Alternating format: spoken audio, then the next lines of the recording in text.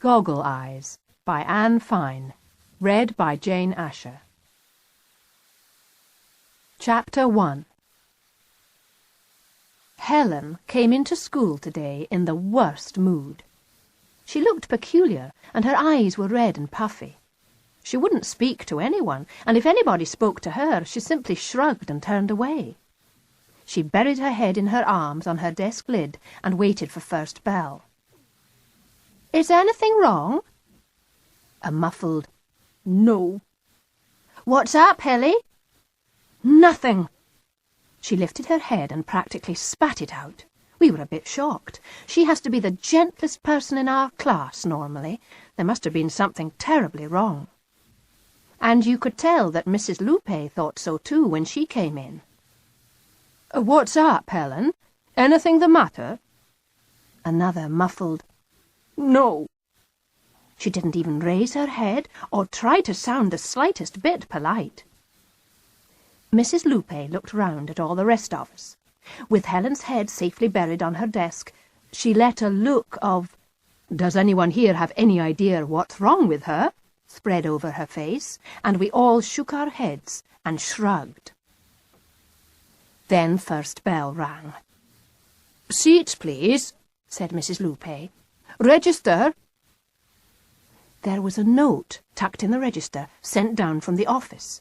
We waited while she pulled it out of the envelope, read it, and made a little face, glancing at Helen. Then she picked up her pen. "Number off." "1," called out Anna R3. "2," shouted Layla Asim. That's how we do our register. It's one of Mrs. Lupe's great ideas to save time. Everyone's numbered in alphabetical order, and then each day we rattle through the numbers from 1 to 34. I'm 22. 18. 19. 20. Silence. Helen is 21. Usually, Mrs. Lupe doesn't fuss. If we get held up on a number because someone's rushing through last night's homework or scrabbling on the floor for something they've dropped, she just glances up to check they're there, and then she says the number herself, and we just carry on. This time, she didn't. 21. Everyone looked towards Helen, who was still trying to bury herself in her desk lid. "Mission Control calling 21, said Mrs. Lupe. She was watching Helen closely. "I know you're out there, 21. Speak to me. Please." Silence. We were all watching now. When Helen Johnston acts as awkward as this, then something's very wrong. Mrs. Lupe gave her a moment, then, "Please? Pretty, please?" "Oh, shut up!" Astonishingly, Helen leapt to her feet and scraped her chair legs back across the floor. She lifted her desk lid and slammed it down so hard her pens flew off in all directions. "Leave me alone, for heaven's sake!" And rushing across the room, she wrenched the classroom door open and banged out, leaving it swinging on its hinges. Everyone stared. "Well," Mrs. Lupe said ruefully after a moment, "I handled that really well, didn't I?" She looked quite shaken.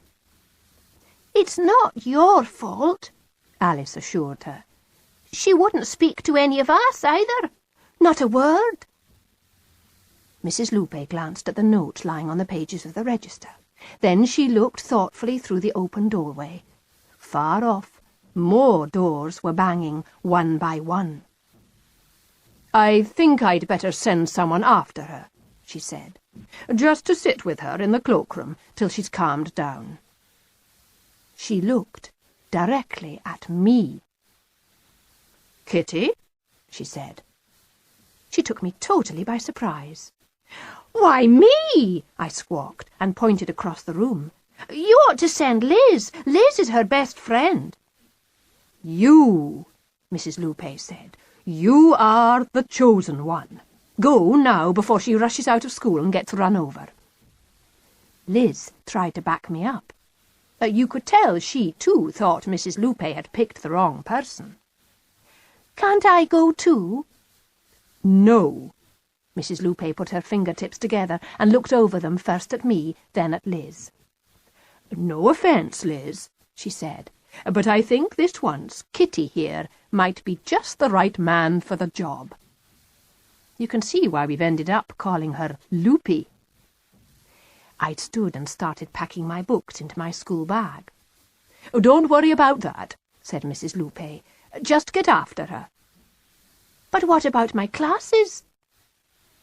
Mrs. Lupe stepped out from behind her desk and held the classroom door open. "Go," she said. Extraordinary. I shovelled my school bag under my desk and hurried to the door. As I went past her, she saluted me. "We're counting on you, 22, she said. I think it was some sort of joke. It wasn't hard to work out which way she'd gone. To bang that many doors, one after another, you have to be running downstairs to the cloakroom. I pushed the last one open quietly. "Ellie, are you hiding?" There was no answer. I'm not sure that I was expecting one, but I was pretty sure she was in there somewhere. The trouble is that the cloakroom's enormous, rack after rack, bulging with thick winter coats and woolly scarves. You could spend hours searching the place for missing persons. I'm not daft. I use the method my sister Jude perfected to catch the gerbils each time they make one of their spectacular cage breaks. First I stepped in the room and called again, "Helen! Helen, are you in here?" Then I sighed, slightly impatiently, and did a quick shoe shuffle on the spot. Then I clicked the door shut firmly behind my back. And then I waited. It wasn't long before I heard them. The first little gerbily scrabblings for a tissue, some long sniffs, and a huge fruity blow. "Gotcha!" She sprang up like a scalded cat. "Just go away!" She looked quite frightful, truly she did. If you'd have seen her, you'd have thought everyone in her family had just been swept away by tidal waves. Her face was swollen and her nose was running. She screamed at me, "Leave me alone!" "I can't," I told her. "I've been sent. I'm to sit here and wait till you calm down. It's my job to make sure you don't get run over." "Run over?" On top of distraught, she now looked absolutely baffled. "Oh, run over." This information seemed to weaken her a bit. She stopped glowering at me quite so fiercely. I took advantage of her slight softening of attitude to sweep a pair of hockey boots off the bench opposite and sit down between two very nasty damp coats. She didn't seem to mind my being there any longer. She seemed to accept that it was my job to sit amongst all those dangling shoe bags and straying socks and stop her getting run over. It is a generally accepted fact in our school that all of the teachers and most of the parents are obsessed with the fear that one day someone will charge out of the main door without looking and end up squashed to pulp under the tires of some delivery van. It comes from the building being smack in the middle of town. When we did block graphs in maths, we made one of every single thing we could think of, down to the last words everyone's parents said as we left home in the mornings. That was a really odd-looking block graph. Alice said her parents always told her, "Be good, little bean sprout," and everyone else reported some version or another of, "Mind you be careful crossing all those roads." Helen was groping in her pockets for tissues now. The tears were rolling down her cheeks. Her mouth hung open and her lips looked blubbery. I think her nose was blocked. She couldn't breathe. I couldn't stand to watch. Jumping to my feet, I started rooting through everybody's pockets, coat after coat, until I came across one of those little cellophane packets of 5 tissues. "Here, take these." Helen's so good. Even before she'd managed to prize one out to blow her nose, she'd peered up at the peg to read the number and asked in a really shaky voice, "Whose are they?" "Oh, for heaven's sake," I said. "They're only tissues." I don't know if it was my impatience showing through, but Helly crumpled visibly and took to snivelling again. I felt a right brute and cursed Mrs. Lupe for not having had the sense to send Liz. Liz would have known what to do. She was Helen's best friend. She would have put her arms around her shoulders and given her a comforting hug. I slid my arm rather clumsily around her back and gave her a little tentative squeeze. "Get off!" she snarled. "Don't touch me!" "Fine," I scuttled backwards to my place on the bench opposite. "Fine by me. I won't come near you again. I'll just sit here quietly and count the coats." I sat there quietly, counting the coats.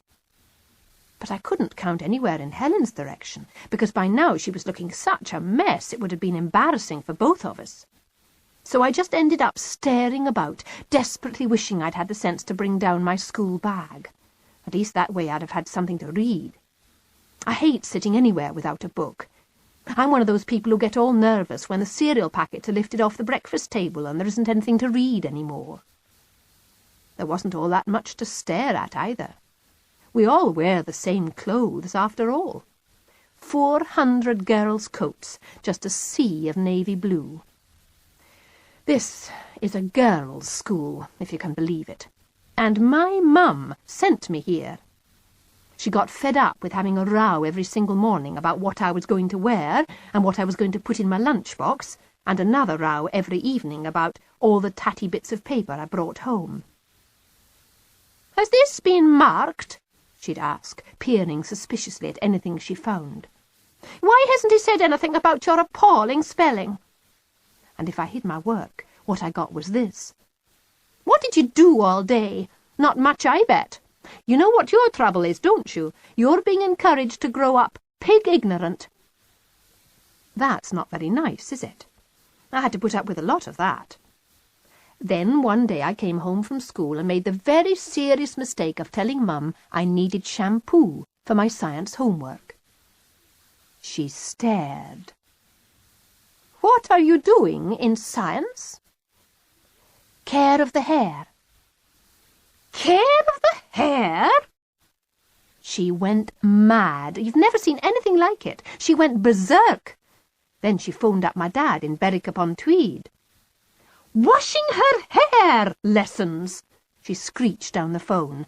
I had to hold the extension away from my ear. "Oh, don't be so silly, Rosie," said my father. "She must be doing hair shafts and follicles and sebaceous glands and the like." Mum put her hand over the phone and bellowed at me. "Are you doing hair shafts and follicles and sebaceous glands and the like?" I put my hand over the extension and bellowed back. "No, just greasy hair and normal hair and dry, permed and damaged." Then she went mad all over again. From the way she was yelling, she didn't even need the telephone. I should think everyone in Berwick-upon-Tweed could hear her without any trouble at all. "The child is growing up pig-ignorant," she told my dad. "It's all tatty bits of paper and sloppy projects, and spelling doesn't matter. I'm going to find a proper school, somewhere with real books and red ink and silence." "But Kitty's happy where she is," said my dad. "You might unsettle her." "Better unsettled than illiterate," Mum snapped, and went on to talk about how a good education was an investment for life. You'd think, to hear her going on about it, that I was an index-linked pension or something. Then Dad gave up his side of the battle. "Maybe you're right," he said. "Last time she came to stay with me, I mentioned Mrs. Pankhurst, and she thought I was talking about my cleaning lady." "Well, there you are," crowed Mum. "What can you expect? She does no history at all, unless you count that project on the Black Death that she does year after year." And that seemed to settle the matter for both of them. Mum went out and looked at every school she could find, and picked the one with the most real books and red ink and silence. The only trouble was, it was a girls' school. "I can't go to a girls' school," I howled. "Why not?" she said. "Call yourself a feminist? What's wrong with girls?" So here I am. And I quite like it now I'm used to it. When you get bored with teachers droning on at you, it's better to have whole chapters of real books to read under the desk than tatty bits of paper. The silences aren't too crushing. You can always whisper. And sometimes you find something really nice and encouraging written at the bottom of your work in red ink. Mum's more contented, too, now I get up and put on the same drab, miserable navy blue jumble as everyone else every morning, and lunch boxes are forbidden. And I've stopped noticing that there's no boys. "Helen, it's not a boy, is it?" "No." I didn't think it was, somehow. Helen's quite young for her age, if you see what I mean. Sometimes I see her on Saturday mornings in Safeways, tagging along behind her mum's trolley. I saw her last week, going past the washing powders with a man with grey hair that sticks out just like my father's. The man was offering Helly something from a paper bag, while she stubbornly turned her face away. Maybe the two of them had just had a row. "Is it your dad? Have you been quarrelling with him?" "No, I haven't." She glared at me as if I were her deadliest enemy on earth. "Oh, pardon me." "Listen," she shouted. "I didn't ask you to come down here, so leave me alone." Even a saint can only stand so much. I lost my temper. "You listen," I shouted back. "I didn't ask to miss my favourite double art lesson to come down and sit in this smelly dank hole and be snarled at by you. So be polite." I'd never get in the Samaritans. Now tears were sheeting down her cheeks. She might have been standing under a cloudburst. "Oh, Kitty," she said, her voice all wobbly. "I'm sorry." Just at that moment, through the wall, I heard the ring of second bell. I couldn't let anyone see her in this state. "Quick," I said, "before everyone tramps through to lessons. Get in the cupboard." I reached out and pulled her to her feet. Before she could pull back, she caught a glimpse of her reflection in the mirror between the racks. She looked the most dreadful sight. Her face was blotchy where it wasn't scarlet. Puffing around her eyes made them look piggy and bloodshot. Dried tears had stiffened all the hair round her face. "Oh, come on!" I rattled the knob of the lost property cupboard until the door sprang open. It has one of those ball-bearing catches, so stiff some people always think it's locked. There's a proper light inside, because it isn't really a cupboard at all, but the tiniest room with a steep sloping ceiling that fits under the back fire stairs. You can't stand up in there unless you're a midget. You have to sit on piles of everyone's lost property. It's comfortable enough, unless the game staff have just done one of their massive clear-outs and left nothing but one old tennis racket with busted strings and the odd welly boot. We were in luck. It was quite full. I pushed Helen down on the softest-looking mound of stuff and stood guard at the door till I heard the burblings of the first people going through to their classes. I waited through a couple more door bangs, and then, as I expected, saw Liz prowling between the racks, looking both ways in search of her best friend. "Helly's in here," I said, pointing. "Is she better?" "No, worse." Liz made a face. "Maybe she ought to be sent home." From inside the cupboard came a strangled "No." "She doesn't want to be sent home," I told Liz. Liz glanced behind her anxiously. "I'm definitely not supposed to be down here," she told me. "Loopy insisted I was to stay right away." "This one is up to Kitty," she kept saying. "I think she's mad." She looked at me as if I ought to be the first to leap up and agree that anyone who thought to send me on an errand of mercy rather than her had to be queuing up to sign on at the bin. "Maybe you'd better push off," I suggested. Maybe. She peered over her shoulder again, as if she feared Mrs. Lupe might materialise in the cloakroom doorway at any moment. Then, leaning forward, she called over my outstretched arm into the dark of the cupboard. "See you later, Helly." She turned to me. "I'll tell Lupe you two are hiding in the cupboard," she said, "in case she worries that you've both got run over." Then she hitched up her school bag and drifted off towards the cloakroom door. I caught the last few words that floated back. "I just can't understand why she chose you." I didn't bother to reply. To be quite honest, I couldn't think of anything to say. I couldn't understand why I'd been chosen either. So far as I'm aware, the name Kitty Killin is not a byword for sensitivity in our school staff room. Especially not since Alice came in one morning really upset because her pet rabbit Morris had got too doddery to climb in and out of his hutch, and I suggested that she change his name to Moribund. So why me? Why me? But Mrs. Lupe must have had her reasons. Helen and I must have something in common, apart from mothers who shop at the same Safeways and fathers with sticky-out grey hair. But I've seen Helen's father. He hasn't any hair at all. He is completely bald. And her parents have been divorced longer than mine. I wrenched the cupboard door wide open. She was still sitting, hunched and miserable. "I know!" I cried. "I know why you're so upset. I know why you're crying your eyes out. I know why you don't want to be sent home." She lifted two fierce, red-rimmed little eyes that burned through the gloom of the cupboard like live coals.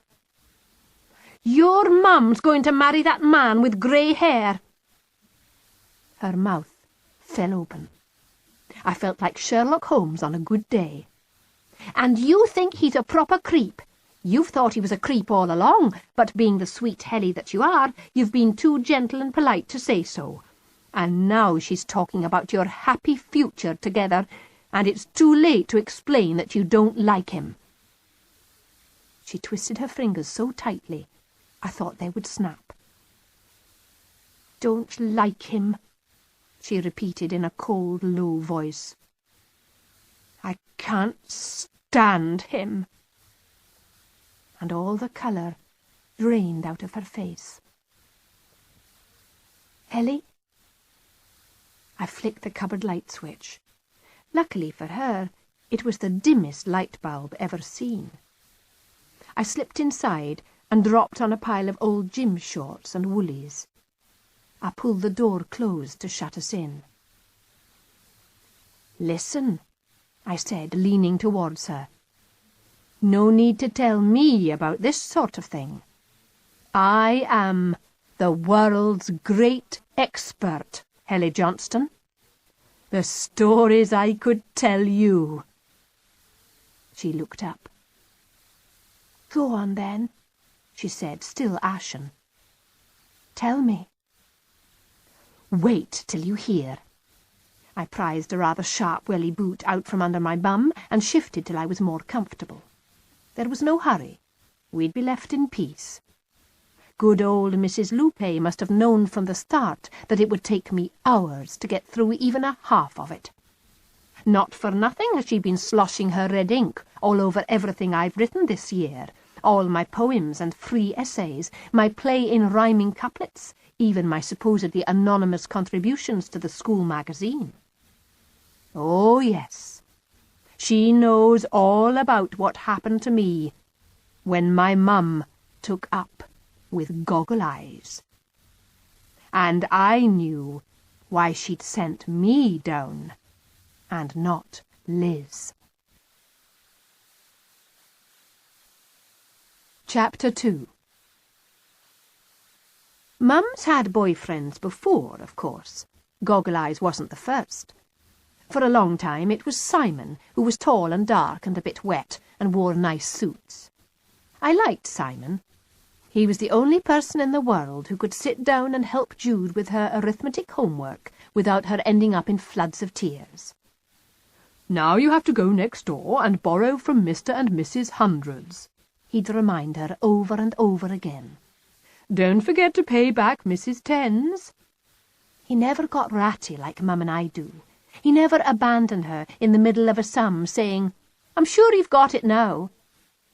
I used to sit the other side of the kitchen table, admiring his patience, with Floss tightly clenched between my knees so she couldn't break away under the table and spread dribble and cat hairs over Simon's nice suits. Floss is friendly and sweet, but she's terribly messy, and Simon works in a very posh bank. Then Simon got the push. I'm not sure why, but I suspect he was too wet for Mum. She went a few months without anyone and said she quite liked it and wasn't going to bother with fellows in future. "I'd rather stay home and watch telly," she said.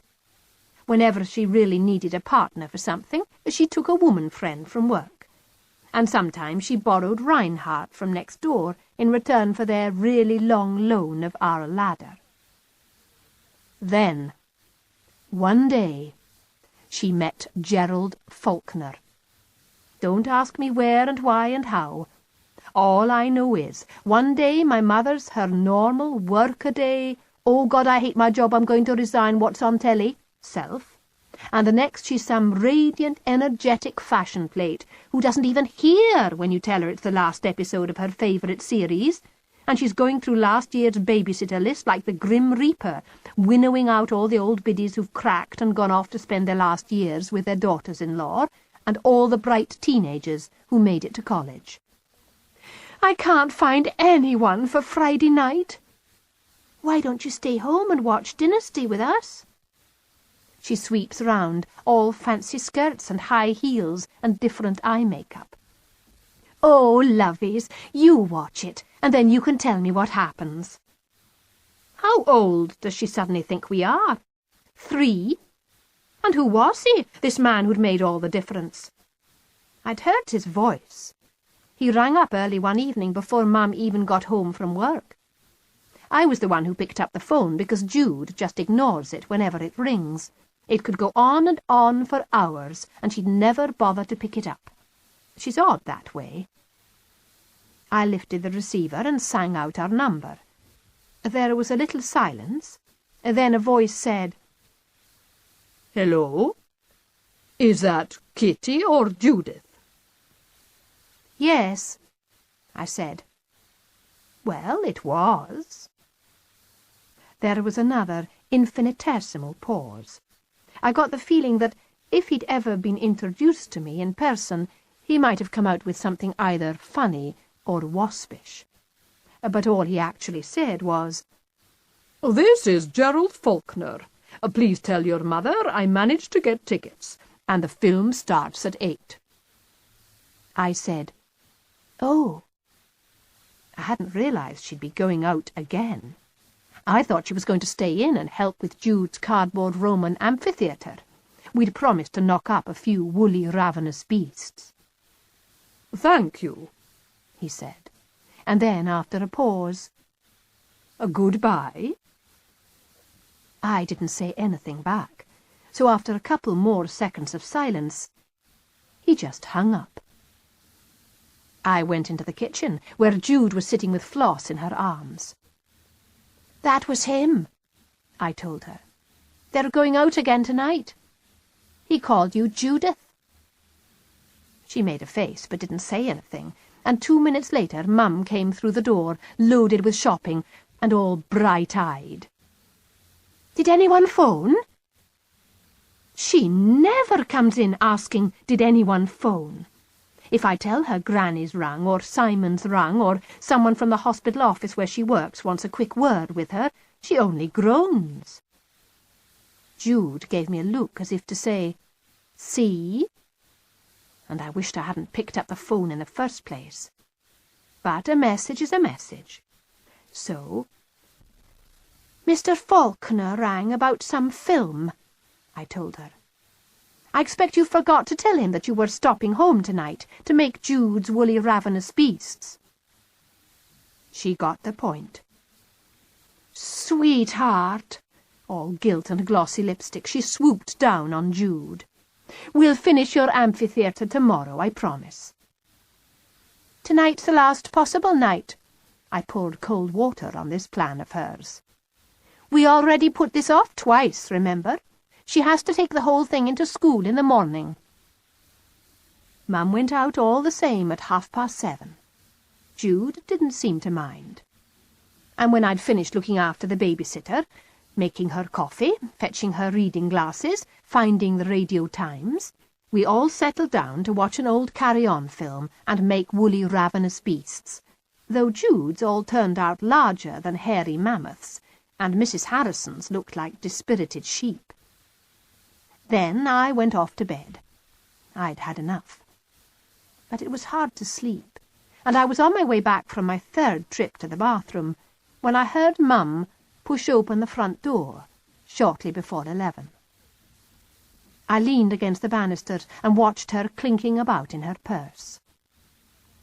3.5 hours, she said to Mrs. Harrison, who was already struggling into her coat. "That's right, dear," said Mrs. Harrison. "Have you had a nice evening out with your young man?" "Young man!" Mum snorted with amusement. "Mrs. Harrison, Gerald is over 50. "Oh, well," said Mrs. Harrison, holding Mum's shoulder to steady herself as she stepped into her wellies. "You know what they say, better an old man's darling than a young man's slave." Mum was still giggling when she shut the door. I thought about slipping downstairs and surprising her. She could tell me about the film while we turned off the lights and unplugged the telly and put the milk bottles out on the step. But something about the smile on her face put me off, and I went quietly back to bed instead. Over 50. Old enough to be a grandfather.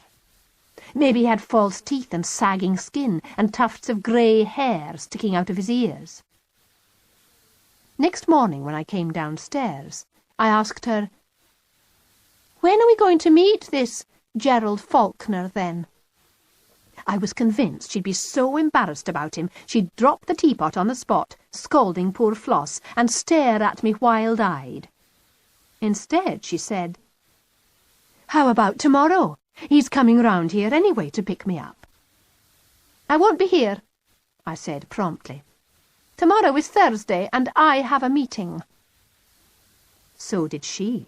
She's our group treasurer, in fact, and she's usually even more fanatical about Thursday meetings than I am. I thought she'd at least blush, letting her private life come before what she always claims is our civic duty, but she just said, "Oh, is it Thursday tomorrow?" and flipped the toast under the grill. "Well," I asked, "will you be coming to the meeting with me or going out with him?" She didn't take it like the challenge I meant it to be. She had a little think, and then she said, "Oh, I think it might be a little late to tell him I'm backing out of our arrangement." And then she added brightly, as if I'd be pleased and relieved to hear it, "But you'll still have time to meet him before you go off?" "That'll be nice." The coldness of my response intimidated her, I know. She tried to change the subject. "How did you get along with the amphitheatre?" she asked. "Splendid," I told her between gritted teeth. "Mind you, the gladiator is a wreck. His face has shriveled and his legs are wobbly, and that carpet fluff we stuck on for his hair keeps falling out. I tell you, he looks over 50. The toast was blackening under the grill, but she eyed me very steadily indeed. "I hope you're going to be polite on Thursday," she said. I know a storm warning when I hear one. On Thursday I was determined to make sure there'd be nothing in the bad manners line that she could pin on me. When he rang the doorbell, I made as if I simply hadn't heard, so it was Jude who reached the door to let him in, while I stood in the shadow at the bottom of the stairs. He stepped inside. He was Mum's height, a little tubby, and he had silvery hair. His suit was nowhere near as smart as any of Simon's. There again, he wasn't a posh banker, though he did have the most enormous box of chocolates tucked under one arm.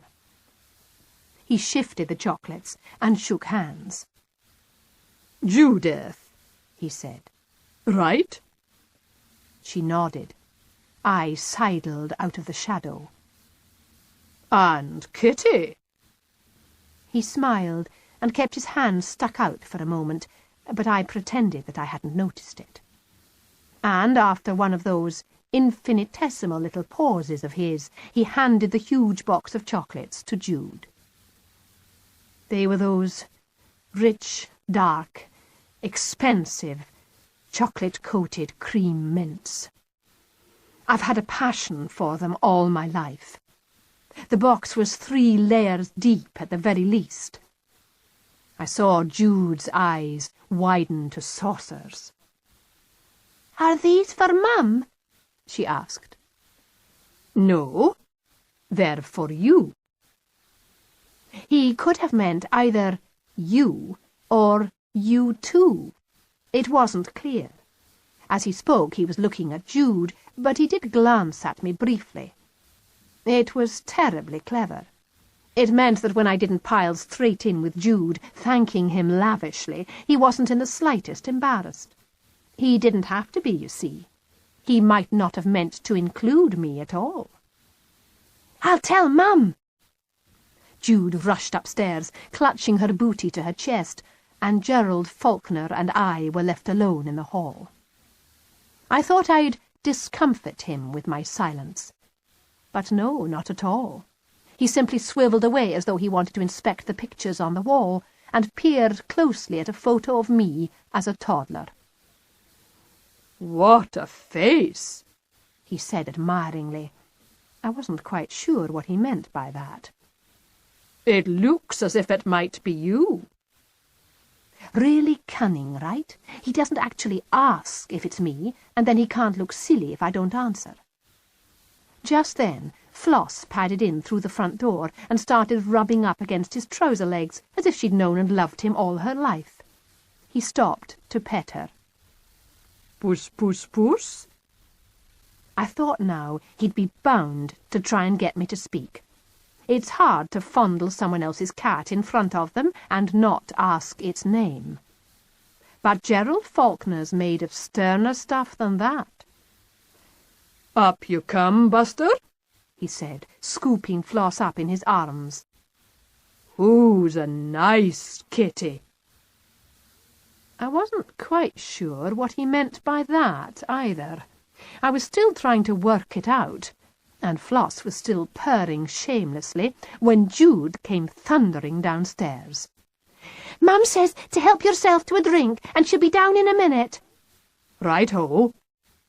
He tipped the enraptured Floss into Jude's arms and ambled past me with a nod. I realized that he must have been in our house at least once before. How else would he know which door led into the kitchen? Jude padded after him like a pet dog, and I was forced to lean back against the door frame so I didn't look ridiculous, standing there doggedly staring the other way. He stood at one end of the cabinets and opened the first 2 doors, looked in, then closed them. He moved along and did the same again, and again. I said nothing, just leaned against the door frame and watched. But Jude caught on before he'd gone very much further. "Do you want glasses? They're in here." And she rushed about, finding him the only sharp knife and a lemon, and groping about on the floor for a couple of ice cubes that slithered off the table. The 2 of them kept up a steady chat about nothing at all. How quickly bottled drinks lose their fizz, how long it takes for water to freeze in an ice tray. I was astonished. Jude's not a talker on the whole. It's like the business of the telephone. She can go hours without bothering. But here she was, burbling away merrily to this perfect stranger. He only spoke to me directly once. He'd just pushed my school bag further along the table to keep it safe from a small puddle of melted ice. The bag was open, and my books were showing. Not just France aujourd'hui and modern mathematics, but also the things I'm reading on the bus and at bedtime, 1,000 Worst Jokes, and that thriller Coma, about a hospital where the anaesthesia goes haywire. He tapped the jacket of Coma with his knuckle. "Is this a book about punctuation?" he asked me. "Because if it is, the author can't spell." I couldn't resist. A pity the other book isn't 1,001 Worst Jokes, I snapped. You could have offered them yours. There. I had spoken to him. I had done my bit. So I turned on my heel and walked out of the kitchen. Mum was halfway down the stairs, wearing a frilly blouse and smart velvet trousers. I glowered at her, and, misunderstanding, she said, "Listen, I'm really sorry about missing the meeting tonight." "Missing the meeting?" This was him. He had sneaked up behind me with the tray. On it 4 glasses fizzed, tinkling with ice, and I could smell the tang of lemons. Mum took the glass he offered her and smiled at him. "Kitty and I always go together on Thursdays," she explained. "She's a bit cross because, now I'm not coming, she'll have to take the bus." I hate it when people just assume they know the reasons for everything. I don't mind taking the bus, I never have. I like Mum to come because our car ride together to the meeting is about the only time I'm sure I've got her on my own. That's one of the worst things about Dad moving away to Berwick-upon-Tweed. Jude and I hardly ever get to be alone with him or with Mum.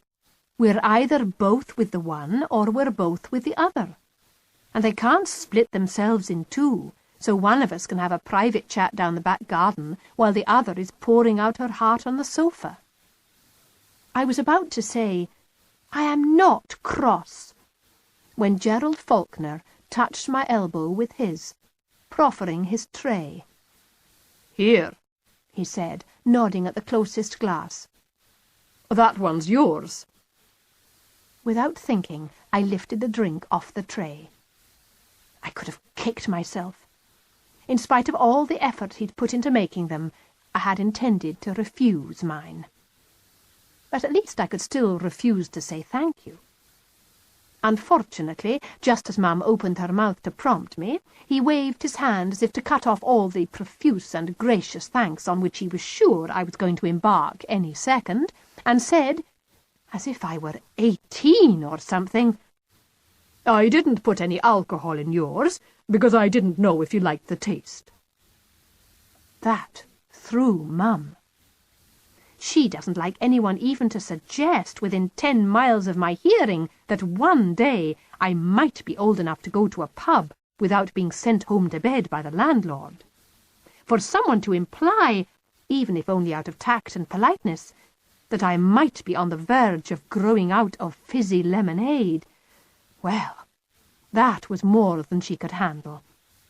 Changing the subject as fast as she could, she plucked at the frilly blouse and the velvet trousers and asked us both, "Are these all right?" "Yes," I said. "They're all right." I was still mad.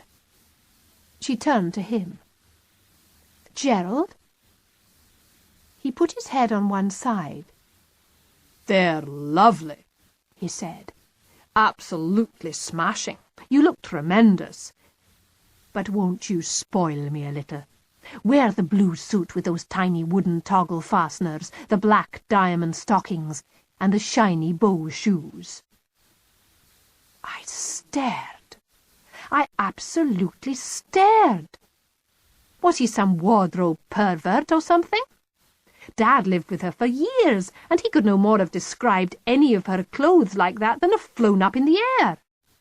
In fact, I don't think Dad even noticed what Mum wore. Obviously, if she came down the stairs all tarted up to go out somewhere special, he'd say, Oh, you look very nice. But ask her to go back up and change into something he liked even better? You have to be joking. And her? Blush and shrug and turn round and trot obediently back upstairs to change, holding her glass high? Was this my mum? Lucky for you, this is request night, she chirruped down from the landing. No, this was not my mum. I was still staring after the apparition in horror when Gerald Falkner slid one arm round Jude and one round me and steered us both into the living room. I shook him off. He moved away and sat on the sofa. Jude made one of her nests in the bean-bag. I stood and scowled. "So," he said, "you're all mixed up in it as well." Though I had no idea what he was talking about, I got the feeling he was speaking to me.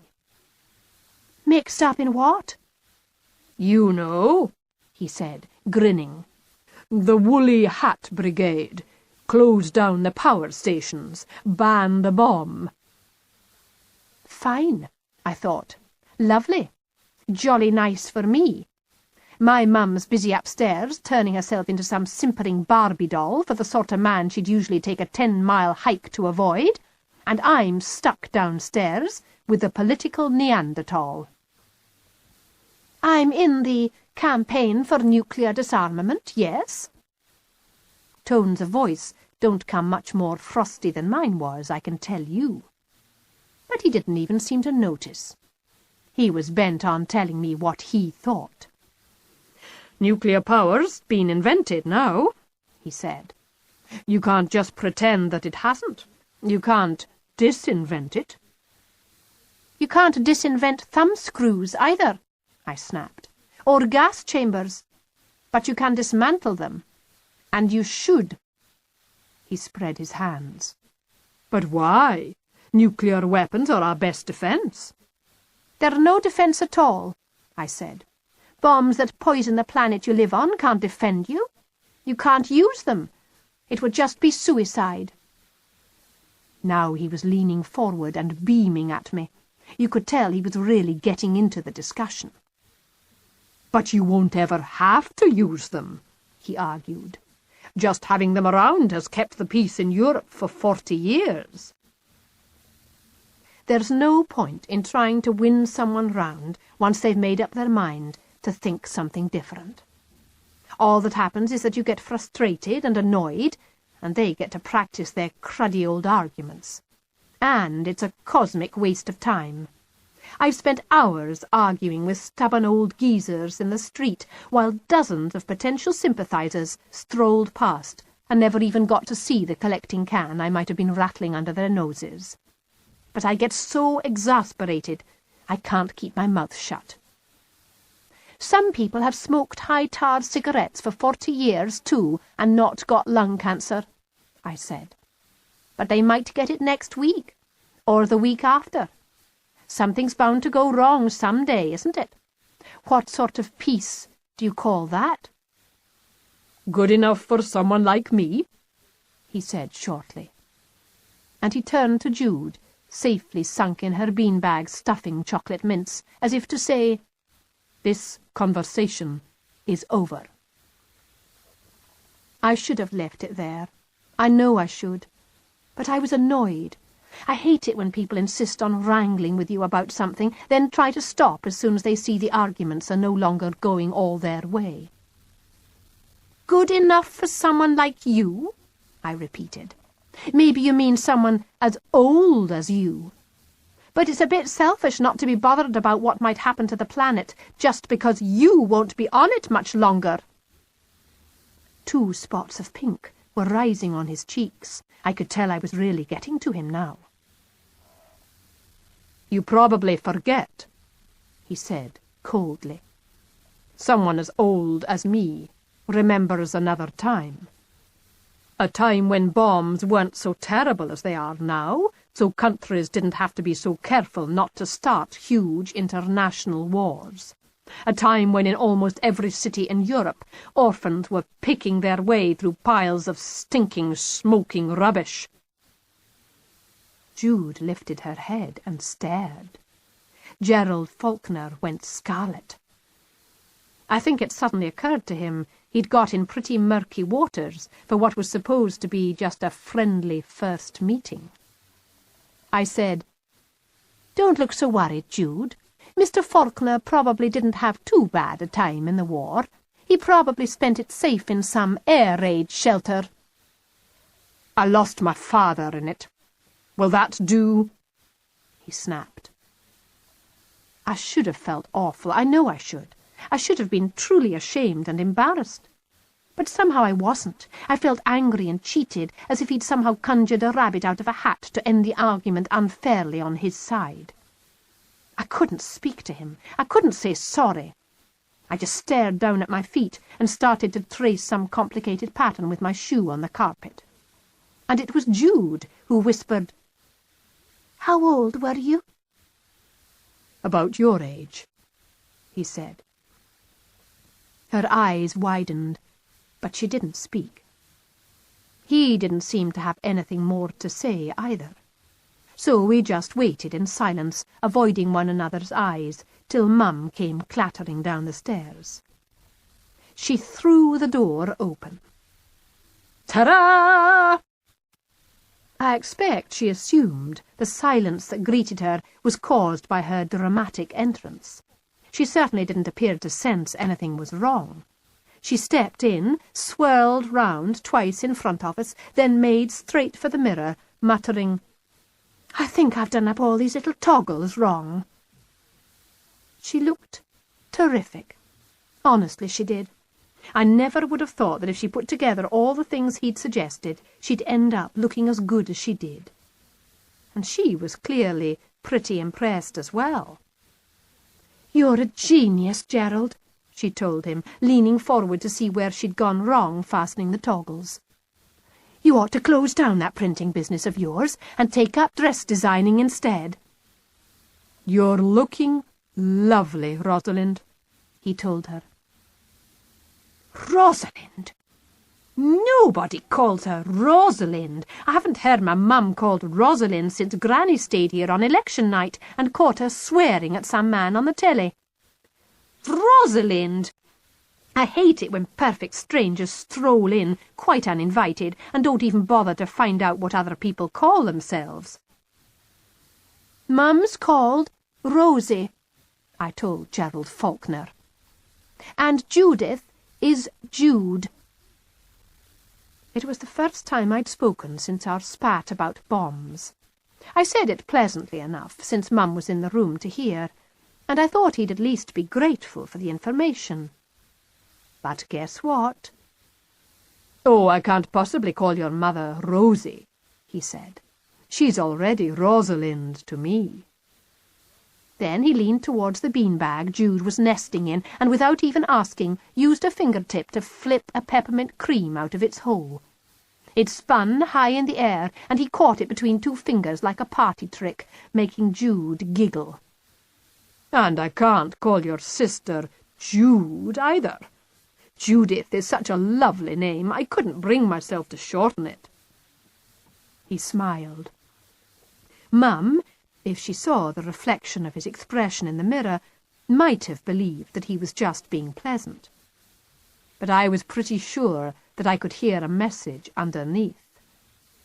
And if you had any fine feelings, you couldn't either. I turned my face away. Mum was up on her toes now, practically climbing in the mirror in her attempt to see the toggles more clearly. Her skirt rose up, revealing a couple more inches of black diamond stockings. I looked back, hastily, and sure enough, there he was, goggling at her. When Granny catches anyone staring, she says to them tartly, "Had your eye full yet?"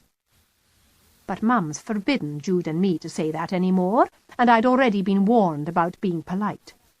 So I just scowled at him so hard you'd think his eyeballs might have shriveled up and dropped right out of his face. But he just kept on goggling, while Mum stepped back, satisfied with the toggles at last, and took one more look at the rest of herself in the mirror. Her face fell. She's like me, no good at convincing herself for more than a couple of minutes that she looks all right. She plucked at the blue suit where it clung to her hips. "Oh, dear," she sighed. "I tell you, I'm dead fed up with my body." "Give it to me, then." "That's what he said. I heard him." Mum insisted afterwards that it was just a silly joke. It meant nothing, and I should never have made that dreadful fuss or yelled, "Goggle-Eyes!" at him like that, and slammed out of the door to rush off to the meeting. She said it absolutely ruined their evening. She said the restaurant he'd booked cost the earth, and everything they ate ended up tasting like carpet. He kept on blaming himself, and she was absolutely miserable. She said if I ever behaved as badly as that again, I'd be more sorry than I could imagine. I said that I was sorry anyway. I told her I hadn't really meant any of the terrible things I said, but I was just a bit upset about her going out so much that week and not helping with Jude's amphitheatre like she promised, and missing the meeting. I said I wouldn't ever call him Goggle-Eyes again, or lose my temper, and I wasn't sure why I'd been so cross with him anyway. He was quite nice, really, I said. I didn't mind him. In fact, when the row was finally over, and she'd put her arms around me and I was blowing my nose over and over and trying to stop crying, I even told her that I quite liked him, really. "And did you?" Helen leaned forward eagerly. In the small cupboard, the shadows swayed, as footfalls on the staircase overhead rocked the dim light.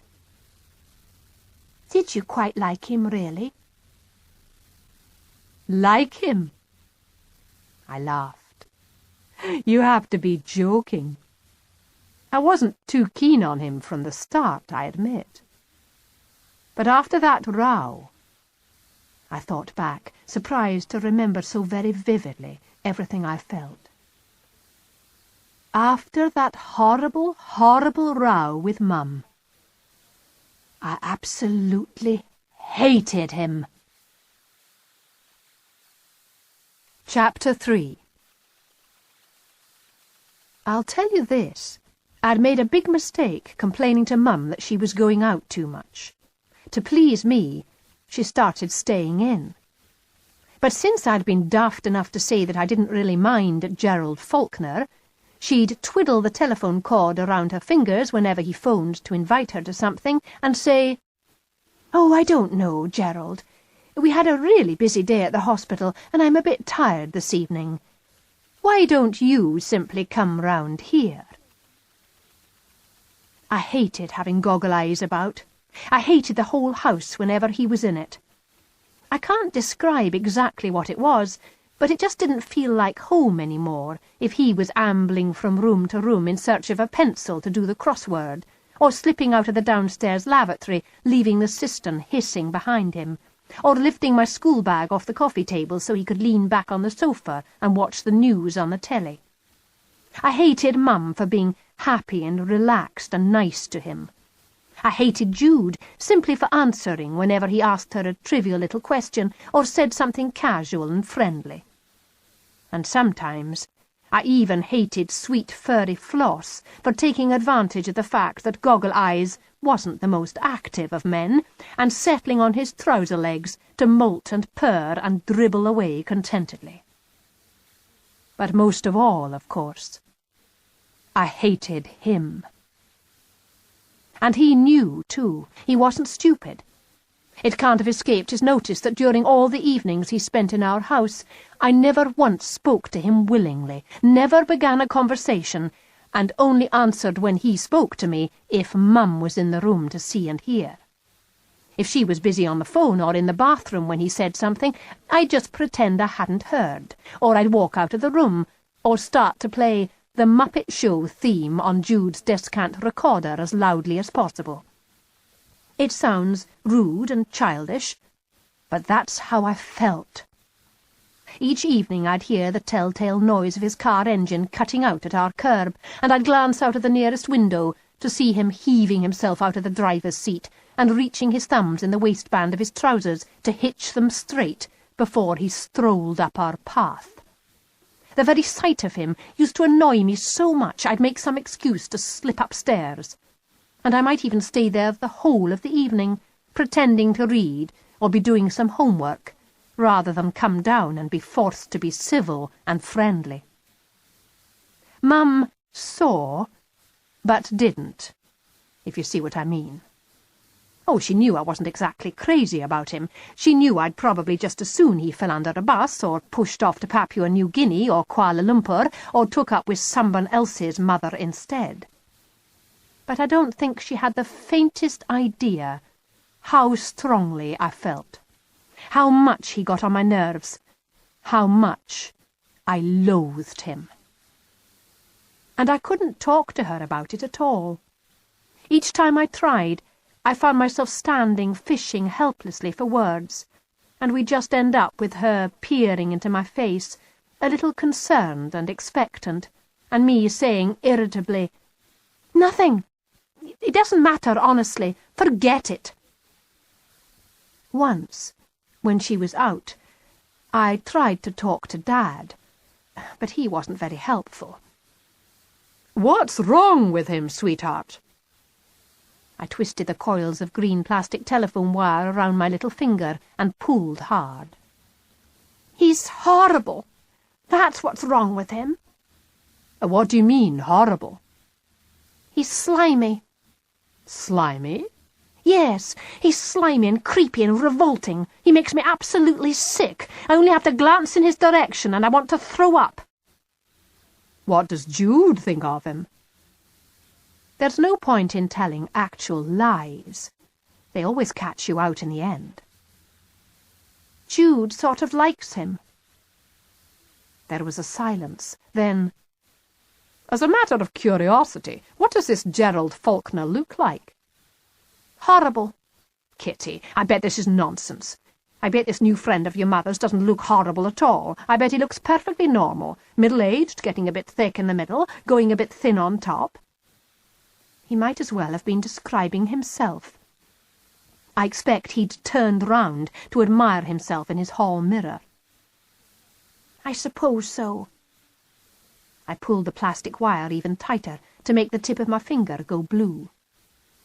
"And I expect he has a normal face, too, hasn't he? I mean, if people saw him coming down the street, they wouldn't shriek and scuttle up the nearest alley." "I would." My finger was bright purple now. "But what's wrong with him?" You could tell from the tone of his voice that he was getting as frustrated as I was with this phone call. "Apart from the fact that he's horrible and slimy and creeping and revolting and makes me absolutely sick?" "Yes, apart from all that." "I don't know!" I wailed desperately down the telephone wire and all the way to Berwick-upon-Tweed. "I just don't know!" And I didn't either.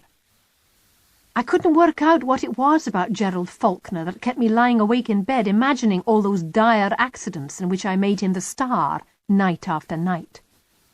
On Monday, I'd arranged for a huge industrial chimney to topple on his head. On Tuesday, he'd succumb to a grisly and incurable disease. Some drunk driver might run him over on Wednesday. On Thursday, he'd lose his footing strolling with Mum along the path beside the reservoir, slip in, and drown. Honestly, I spent so much time thinking up fatal accidents for Goggle-Eyes that sometimes when he turned up at our house on Friday with the customary box of chocolates under his arm, I'd catch myself feeling astonished he looked as fit and healthy as he did. He'd step inside and scoop Floss up into his arms. "Is Scotland playing Brazil tonight in your hall?" he'd ask, nodding at all the lights blazing away. "You know, Kitty, A clever anti-nuclear campaigner like you ought to go round this house and switch off a few lights. Take the pressure off your local reactor. Make Torness redundant." I'd scowl. He'd smile and stroll on past me into the living room, where Jude would be waiting with the Monopoly or the Scrabble all set out ready on the coffee table. Sometimes he'd switch off a couple of lights on the way. He had a thing about wasting electricity, you could tell. Sometimes I'd catch him in the hall on his way back from the lavatory, peering at our meter, watching the little wheels spin round and round. "You must have left something running," he'd tell me anxiously. "Perhaps your washing machine is stuck on spin. I can't believe it's going round this fast, just for the lights." Jude would come out and giggle at him until he gave up his fretting and turned round to lead her back to their game. I'd stamp upstairs to my bedroom, flicking down every single light switch I passed on the way. And down is on in our house. That's how much he annoyed me. And I annoyed him. I know I did. I was a little turd, to tell the truth. I made a point of never passing on his phone messages. I pulled snide little faces whenever he spoke. I acted as if everything he brought into our house was either potentially explosive or deadly poisonous. I wouldn't come near the fabulous shell collection he brought round to show Jude when she finished with ancient Rome and moved on to the seashore. And I wouldn't be caught dead eating any of his chocolates. Oh, yes, I don't deny it. I got on his nerves as much as he got on mine. And I was just as bad if we went out. I'd drag behind, desperately hoping that no one I knew would walk past and see him arm in arm with my mother, and think for a moment that he might be my dad. If we went to a restaurant, I wouldn't speak to him. The waiter would stand with his little pad in hand and ask Goggle-Eyes, "Have you decided, sir?" Goggle-Eyes would lean across the table and ask me, "Have you decided?" I'd turn to Mum and tell her what I wanted. She'd turn and tell him. He'd turn and tell the waiter, who'd look as politely interested as he could, given he'd already written it down on his pad. It was ridiculous, but it was important to me. And I wouldn't even taste anything Goggle-Eyes ordered, or change plates with him if my meal turned out to be horrible and he was the only one willing to swap. Mum noticed. One time, when she was paying, she even leaned over suddenly and whispered sweetly in my ear, "I'm warning you, kits. Leave that bowl of tagliatelle in black olive sauce just because you're too stubborn to swap it for Gerald's crispy chicken, and I'll charge you $4.99 plus the VAT. And I mean it." She would, too. I know Mum. So I was forced to chomp my way down to the bottom of the vile, lumpy sludge in my bowl, while he sat smirking at me over each golden, delicious mouthful. I was so cross that when the trolley of desserts came by, I peeled the label off one of those exotic ugly fruits and stuck it on the back of his jacket so everyone in the restaurant would see it and snigger. And when we got home, I slid his newspaper out of sight under the rug and dropped dead leaves off the houseplants into his beer out of spite. He tried really hard to be patient, you could tell. He spent an awful lot of time pretending he wasn't even noticing how rude I was to him. He only really let his anger show once, and that was when I left one of my essays for Mrs. Lupe lying on the arm of the sofa, where he would see it the moment he sat down. I'd got a really good mark for this essay. "I hope that some parts of this, at least, spring from your very vivid imagination," she'd written at the end. It was the essay we had to write on Something I Hate, and I had really gone to town. "Something I hate comes round to our house regularly," I wrote. "Flabby and complacent, it acts as if it owns the place. When it breathes, all the little hairs that stick out of its nostrils waggle. Its teeth are going yellow from encroaching old age, but under its thinning hair, its scalp is mushy pink, like boiled baby. It has a really creepy way of looking at people, like a dog drooling hopefully over its food bowl. That's why I think of it as Goggle-Eyes." I don't think he can have read any further, because it was only a matter of seconds before he ripped the paper from top to bottom and flung the pieces in the wastebasket. I didn't mind. I'd made my point. But the look in his eyes warned me not to go so far, so openly again. Oh, I kept handing in my little masterpieces at school, my Ode to an Unwelcome Guest, my notes for a class talk entitled "Divorce should be forbidden until the last child has left home," my descriptive essay called "An Old Man Aging." But for home, I kept to another, safer way of bugging him, something that I could do quite innocently in front of Mum, and no one could even tell me off. Chattering away about Simon. It's interesting, once you've decided to bring someone's name into the conversation, how easily it can be done. And I became an expert quite fast. In fact, I got so good at it that after a while there was barely a topic in the world that I couldn't, somehow, bring round to Simon. Imagine. It's evening, and Jude has finally packed up the pieces of the game that Goggle-Eyes has patiently been playing with her and gone to bed. While Mum was upstairs tucking her in for the night, he's gone through to the kitchen and made some coffee. Now Mum's down again, and he's trying to persuade her to leave the debris of the day lying all over the carpet and sit down beside him on the sofa to drink it. Of course, Mum has to lean over in his direction to pick her cup off the little table. And, goggling away as usual, he starts to lay it on with a trowel. "That blouse completely changes the colour of your eyes, Rosalind. They've gone the most extraordinary violet." Up, plop, past the mop. I'd pluck at Mum's skirt to make it perfectly clear that I was talking to her and not him. "Do you remember that violet shirt of Simon's? He often wore it when he came round here. Do you remember when he took us to the pantomime? He wore it then. And when we went to the stock car race and the art gallery and the flower show, and when we visited Granny last time." Goggle-Eyes leaned back on the sofa, raised his eyes to heaven, and let out a barely perceptible sigh. Mum said, "Have you got any more homework to finish, Kitty?" "No," I said. "I've done it already. I did it after I helped Jude with hers. She's stuck on fractions now. Do you remember when Simon used to help her with her homework and you said he had the patience of a saint?" Mum gave me one of her looks.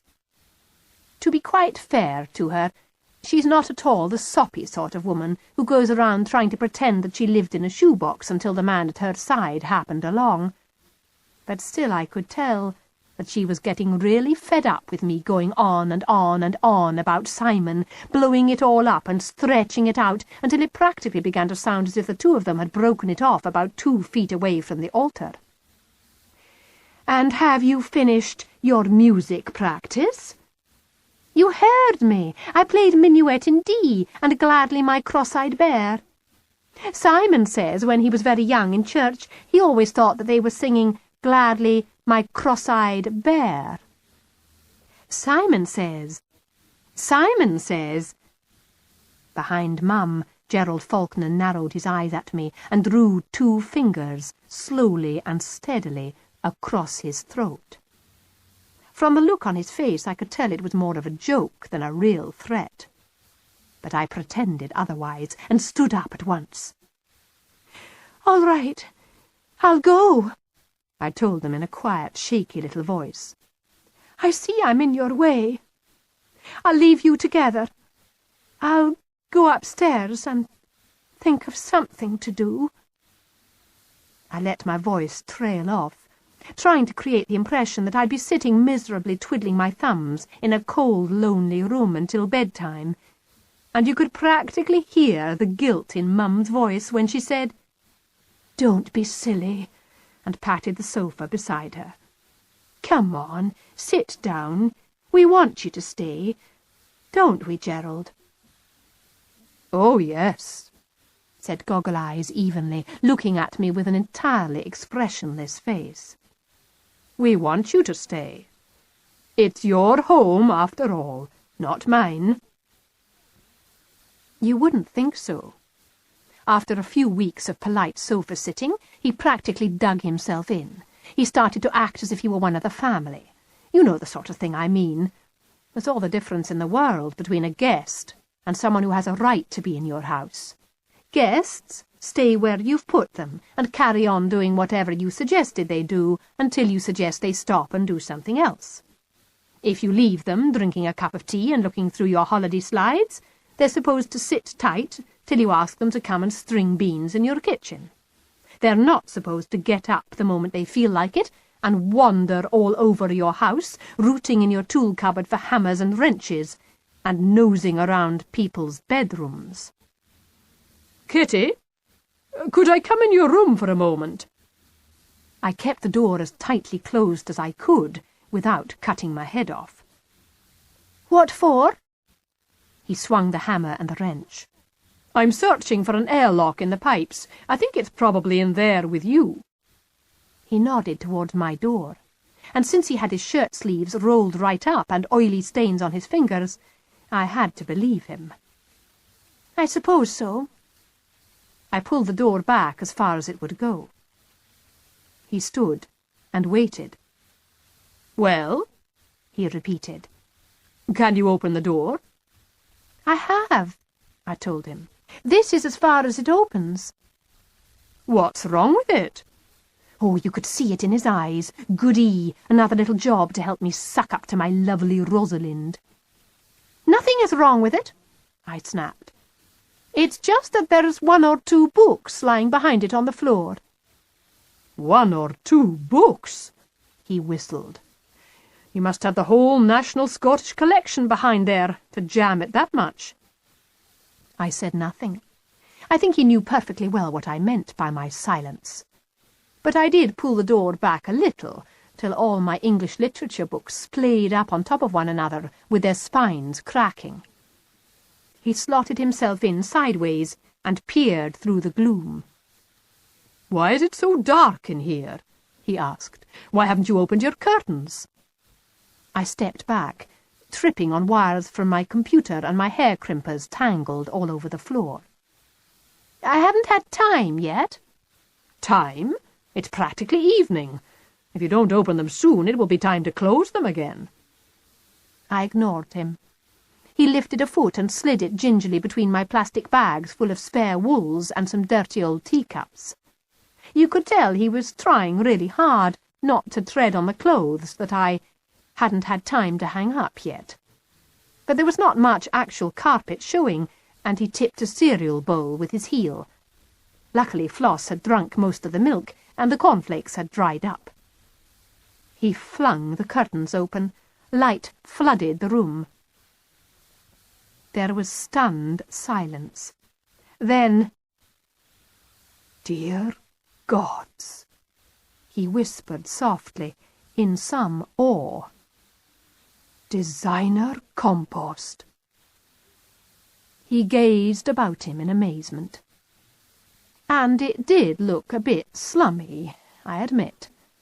Blackened banana skins don't look too nasty dropped in a waste paper basket, but when you see them spread on your crumpled bedclothes coated with cat hairs, they can be a bit off-putting. And the tops were off, most of the makeup and hair stuff, and the playing cards would have looked neater in a pile, and if my dresser drawers had been pushed in, none of my underwear would have been spilling on the floor. He stopped to pick up a mug with 2 inches of stone-cold coffee inside it, and a layer of thick green scum over the top. "Interesting," he said. "Bit of a rarity, this particular mould." "I think you mentioned an airlock in our pipes," I said coldly. Notice that. Not the pipes. Our pipes. I always hoped that if I managed to make him sound enough like a trespasser in our house, he might go away. It never worked. "Oh, yes." He made a space for the coffee cup on my desk, between my furry slippers and a large tin of cat food I must have brought up from downstairs one night when Floss seemed hungry. There was a metallic clink as he put down the cup. We both heard it. He brushed a couple of letters from my dad aside and picked up something lying underneath. Scissors. "Kitty," he said. "Are these the scissors your mother spent 3 days searching for last week?" I flushed. I knew that he'd been at her side every time she pleaded with me to scour my room one more time, because her precious sharp hair-cutting scissors couldn't have been anywhere else but there. He'd heard me insisting I had looked under absolutely everything thoroughly, twice, and they were most definitely not there. He laid the scissors down beside the wrench with a sigh and turned away. Brushing aside a telltale nest of crinkly wrappers from the last box of chocolates he'd brought to the house, he knelt down on the floor. "Do you mind if I prise a few of these odd socks out from behind your radiator?" he asked politely. "Principles of convection, you understand." "I'll get them out." I wouldn't have seemed so keen to cooperate, but you know how it is when someone starts rooting around the more impenetrable areas of your bedroom. You never know if they're going to turn up something so embarrassing you'll die of shame. As I reached into the top of the radiator, he tapped the bottom sharply. 2 shriveled apple cores shot out. He frowned. "That pinging noise," he said. "It's making me just a wee bit suspicious." I thought he meant my radiator must have sprung a leak. But when he'd fished behind the metal casing with a stick he found in my stop trident collection, he managed to bring up 4 house keys tangled together with string. Dangling them from his fingers, Exhibit A, he looked at me gravely. "Now these will set your mother's mind at rest," he remarked. "She's been wondering what on earth happened to all the door keys." He tapped the radiator again a little harder. Another apple core shot out, stuck to a chocolate that I didn't like much, and there was a rich-sounding gurgle as water welled freely along the pipes for the first time in days. "There." He sat back on his heels. "I think that might well be the problem solved." Brushing green eye glitter from the knees of his trousers, he stood and took one more slow, marvelling look around my room. His eyes, I noticed, came to rest on my pot plant. "Fascinating," he said. "Look at it. No water, no fresh air, no sunlight. And still it lives." "Is that it?" I asked coldly. "Are you finished?" He turned and pulled the door back as far as it would go against my heap of English books. "Miss Kitty Killin," he said admiringly, edging as best he could through the narrow gap. "The only girl in the whole world who can make litter out of literature." Before I could stick out my tongue at him, he had gone. Chapter 4. Helen hugged her knees to her chest and stared at me. The tears on her cheeks had dried unnoticeably to pale little stains, and her eyes were nowhere near as pink and swollen as before. In fact, she was looking a whole lot better. "What happened?" she asked. "Don't stop. Go on. Tell me what happened." That's how I like my listeners, craving for more. Mrs. Lupe isn't head of English in our school for nothing. She can't have forgotten that the tears rolled down her cheeks when she read my collection of 16th-century limericks entitled Go home, old man, from whence thou camest. She must remember that she chewed her nails down to the quick, reading my essay, Will she, won't she, marry him? She begged for a last instalment of my serial, Tales from a Once Happy Home. Oh, yes, Mrs. Lupe knew one thing when she passed over Liz for Mission Helen and sent me out instead. When it comes to a story, I just tell 'em better. I didn't stay there, sticking my tongue out at thin air for long.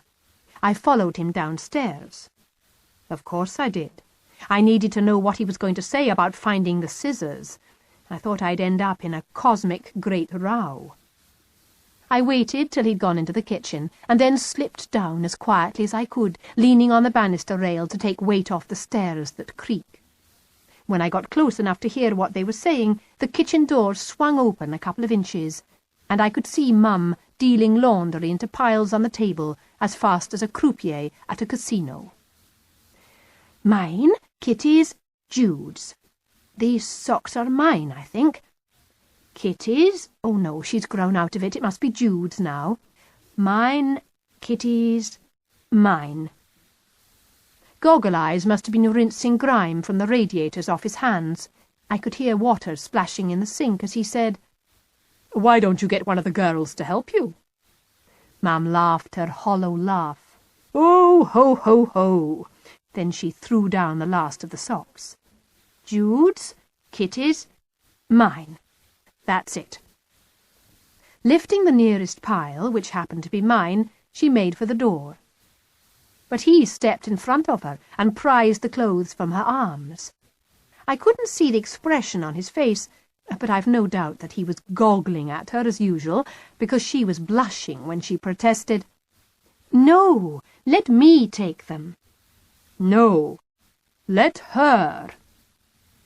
Wrenching the door fully open so I was forced to duck beneath the banisters, he bellowed up the stairs, Kitty, come down and fetch your laundry from your mother. And hang it neatly on your floor, said Mum. Goggle-Eyes turned and told her in stern tones, It's not a joke, Rosalind. Kitty's room is a pit.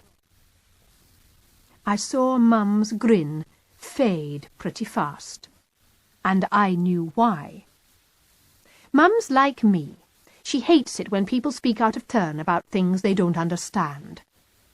What Goggle-Eyes didn't know was that Mum used to be at me all the time about my room, threatening and cajoling, stopping my allowance, forbidding me to go out with my friends until it was tidy. She must have spent entire weeks of her life fighting the battle of my room with me, grinding on and on about it, until, once every couple of weeks or so, I used to crack, and reckon it was probably less trouble to clear it up than keep on arguing that it's my room and I should be allowed to keep it how I like. But after Dad left home, Mum just gave up. We had one or two last horrible rows about the mess, and then she suddenly seemed to throw her hands up about the whole business. I think once she was on her own, she simply couldn't face the effort and unpleasantness of all that endless nagging and scolding. What did old Goggle-Eyes know about that? Nothing. He didn't live with us. He didn't know us. He didn't understand that I'm one of those people who practically only have to glance into a room for it to begin to look as if a bomb hit it.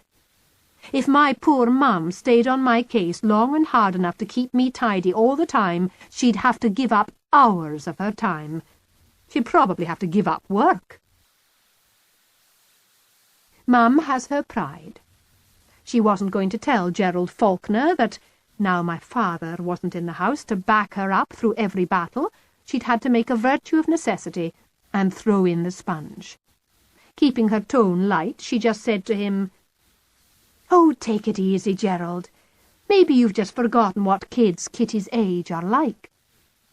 Don't try to tell me they all have floors thick with tangled electrical wires and filthy dishes and books in great untidy heaps." Mum was still trying to make light of it. "I call it her open-plan filing system." "I call it Disgusting." He put his foot in it there.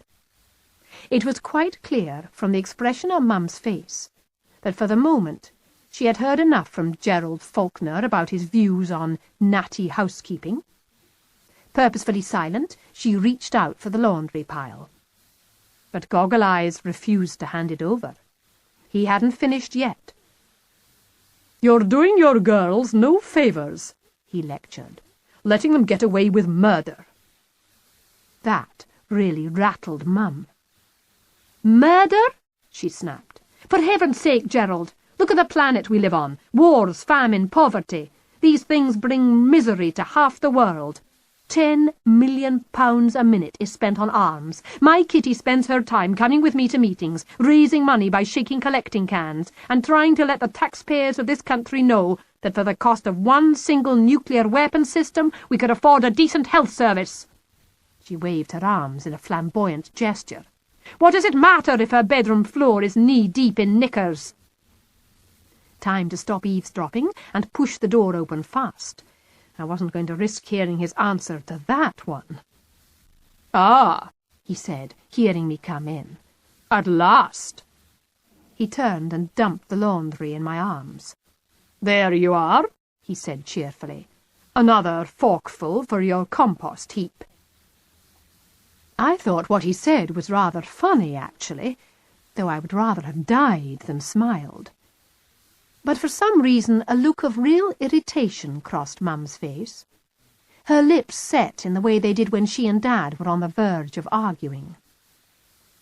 "Gerald," she said coldly, "it's not my children's fault. I always reckoned I had better things to do with my time than stand over them while they folded their vests and put their things away neatly.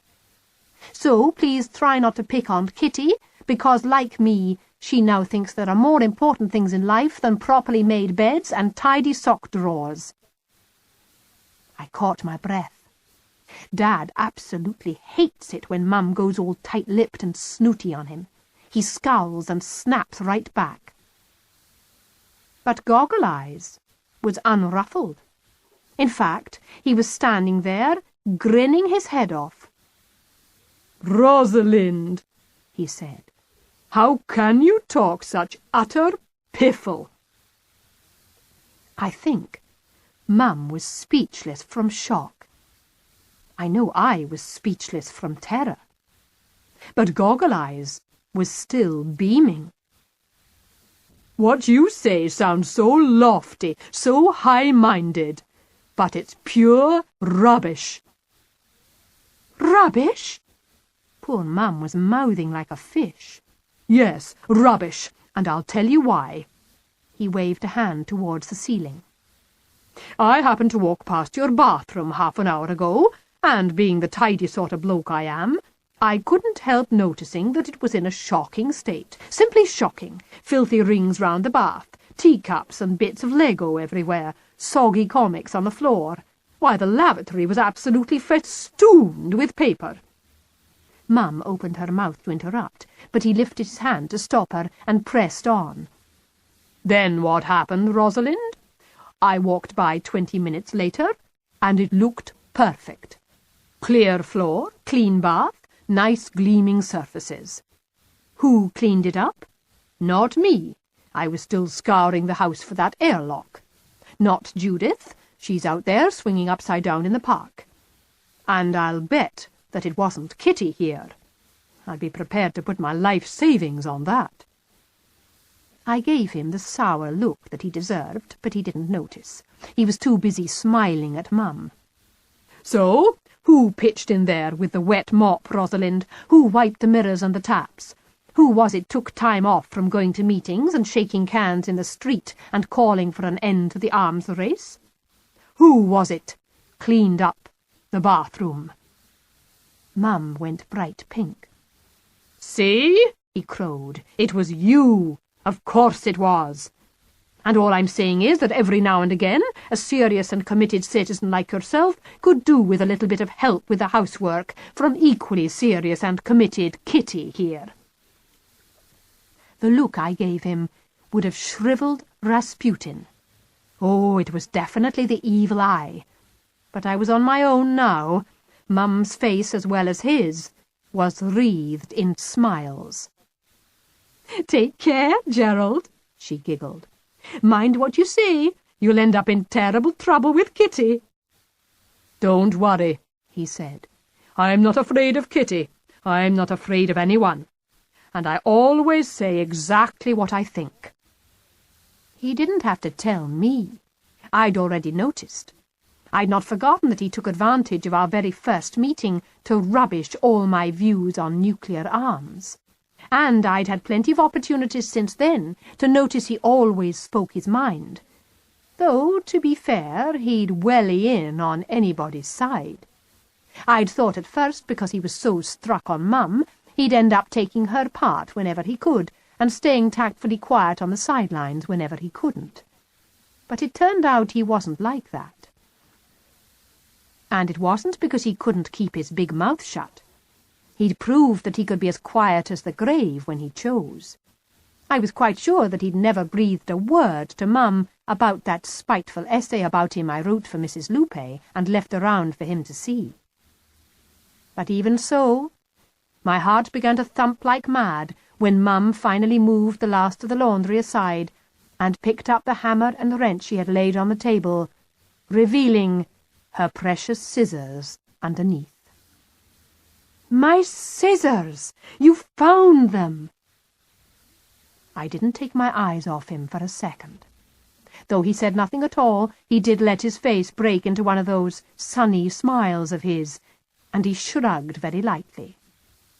Mum, of course, jumped to the simplest conclusion.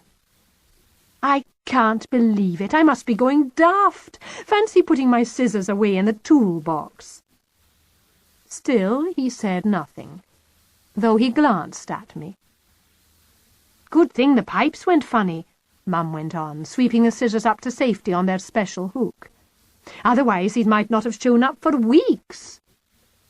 "That's true," he said. Only I knew precisely what he meant by that. He didn't wink at me, no, not exactly, but one of his eyelids did flicker a little. I saw it, though I would rather have died than catch his eye and let myself wink back. I did feel grateful, though. He'd saved my bacon. To show him I understood that, I dropped my pile of laundry down on Jude's and said, scooping them both up in my arms, "I'll do the whole lot, since I'm going up there." "Would you?" Mum looked pleased. "That's a help." I didn't wait for praise from Goggle-Eyes. I took the clothes upstairs and put them away. While I was at it, I picked up all the dirty cups and bowls and plates lying about my room. There was a stack of them, and carried them down, along with the tin of stale cat food. I found Mum rooting on the pantry floor. "Kitty, any chance of you getting me some potatoes?" "Can't it wait till I get back?" She looked up. "Where are you going?" "To the library." Mum frowned. She's off libraries. She's been off them for weeks, making life very awkward for me and Jude. She used to be dead keen. Like everyone else, she had this rosy vision of libraries as cool and silent repositories of neatly shelved wisdom, temples of learning, gems of culture, high points of civilization, that sort of thing. If I said I was going to the library, she'd smile and go all soft inside, and you could tell she was thinking, whatever her faults, she couldn't have failed too badly as a parent. At least we still used the library. Then things began to go sour.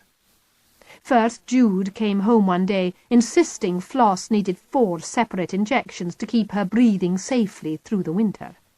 When, 2 weeks later, a bill came from the vet for £15, Mum asked Jude irritably, "Where did you hear about these injections, anyway?" Jude answered, innocently enough, "There was a notice on the library wall." And that was the start of Mum's steady disenchantment. I thought she might march straight round there and complain.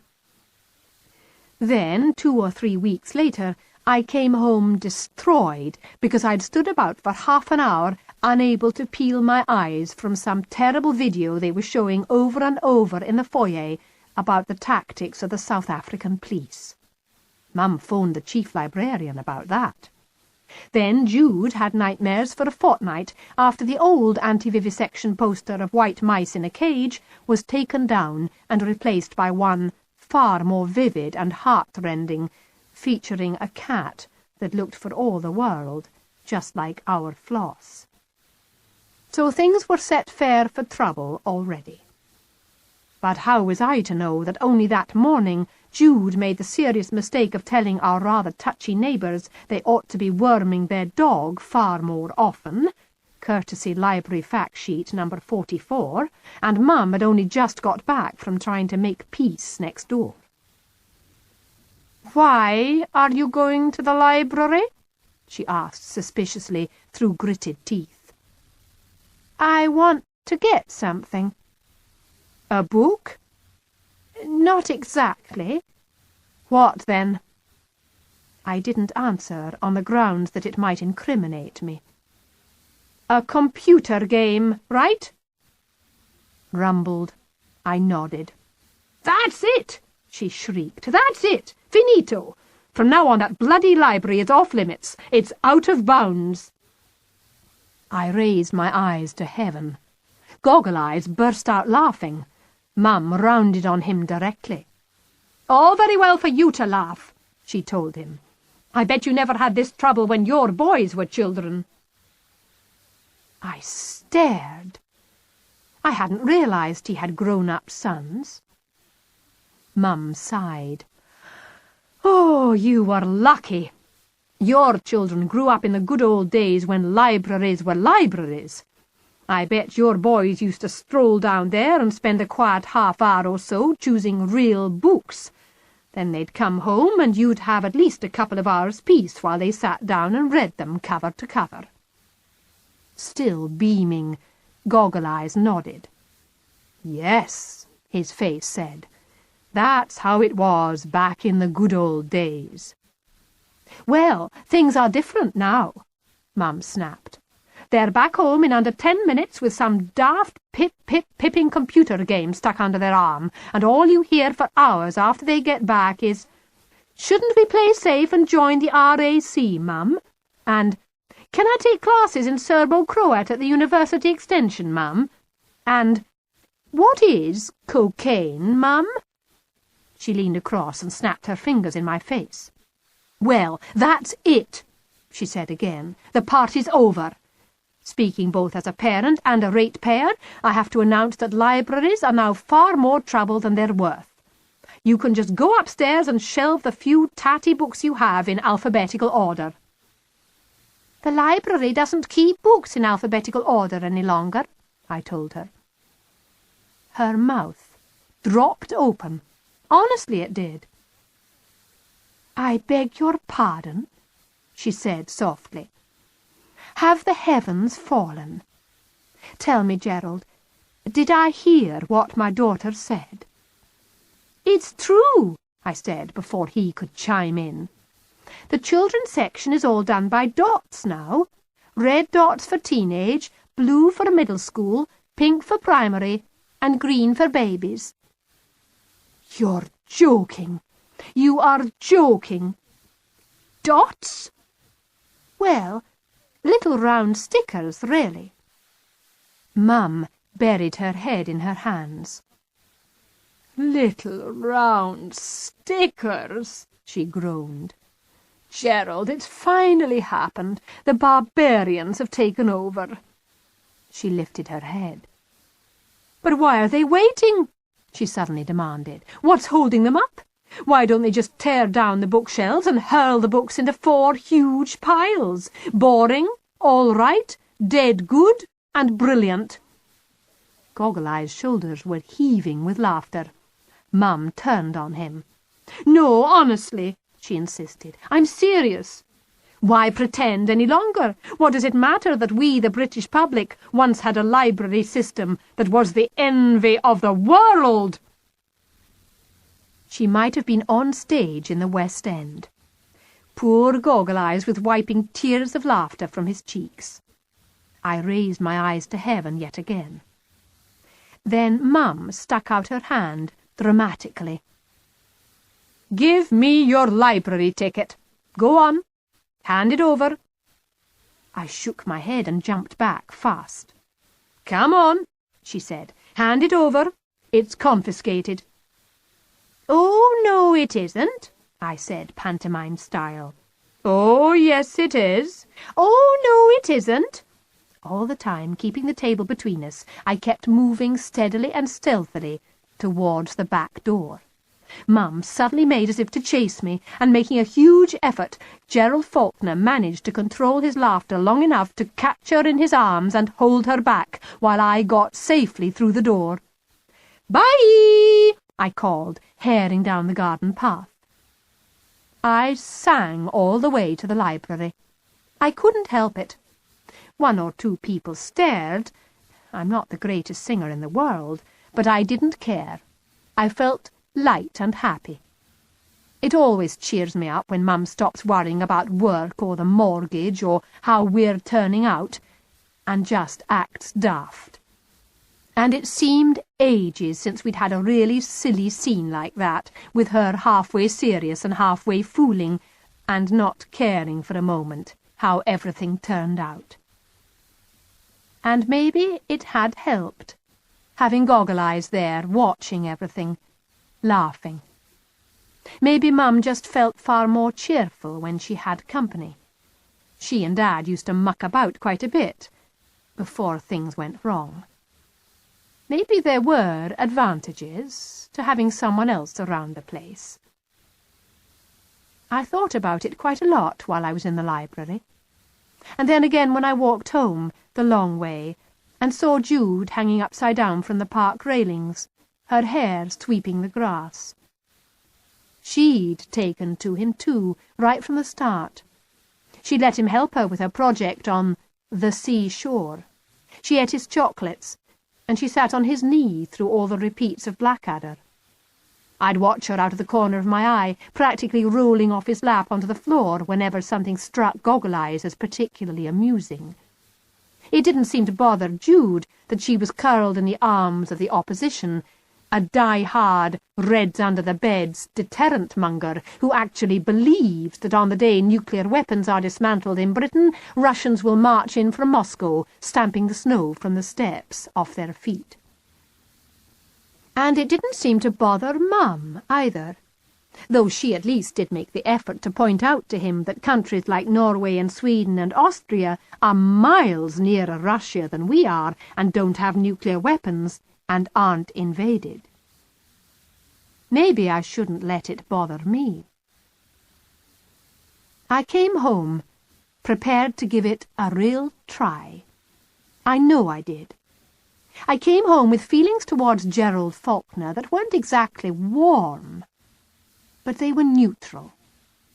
He'd done me more than one good favour that day. He might not be well and truly tuned in to small planet Earth, but he did have his good points. How was I to know that within seconds of my stepping into the house, he'd blow it? Stand there like the Grand Inquisitor and send himself hurtling right back to the top of my hit list. "Let me get this straight." He rested both hands on the table and leaned across. "Kitty has just dug those potatoes out of the ground for you." "Correct," said Mum, tipping the sodden black lumps into the sink and turning the full force of the taps onto them to rinse off the soil. "And they're from the vegetable plot at the bottom of the garden." "The very same." "Begun by her father, but now kept up by Kitty with a bit of help from Judith." "Not much help," I reminded everyone. Jude spends all her free time out on that park. Ignoring me, prosecuting counsel turned to Mum, his star witness. "And you buy all the seeds?" "Right." "And the gardening tools?" "Everything," said Mum. "Trowels, bean poles, fertilizers, netting, manure." "And Kitty charges you for the potatoes." I stared. "What's wrong with that?" I was astonished, simply astonished. You'd think I was a bag snatcher or something, the way he was looking at me, all shocked and disapproving. "I think it's simply appalling," he replied. "For heaven's sake!" "Why?" I argued. "I don't like gardening, neither does Mum. It's a big chore. So now Dad's gone, Mum pays me for the vegetables to keep me going." "What about you?" he demanded. "Have you paid her yet for the lunch she cooked, the rug she vacuumed, and the bath she cleaned?" Mum tried to stick up for me then. "But, Gerald, I'm her mother." "You are her family," Goggle-Eyes corrected, "and she is yours. You shouldn't be paying for her cooperation. No one should have to bribe their close relations to pull their weight. It is disgusting." Mum made a face. I thought at first it was a mind-your-own-beeswax, Gerald sort of face at him. But then I realised, to my horror, it was a just a minute while I think about this sort of face. "It certainly works, though," she told him after a moment. "Look how promptly Kitty brought in the potatoes." "That's not the point." Mum screwed up her face again. You couldn't tell what she was thinking. It might have been, "That's what you think." But there again, it might have been, "Maybe you're right." It was, "Maybe you're right."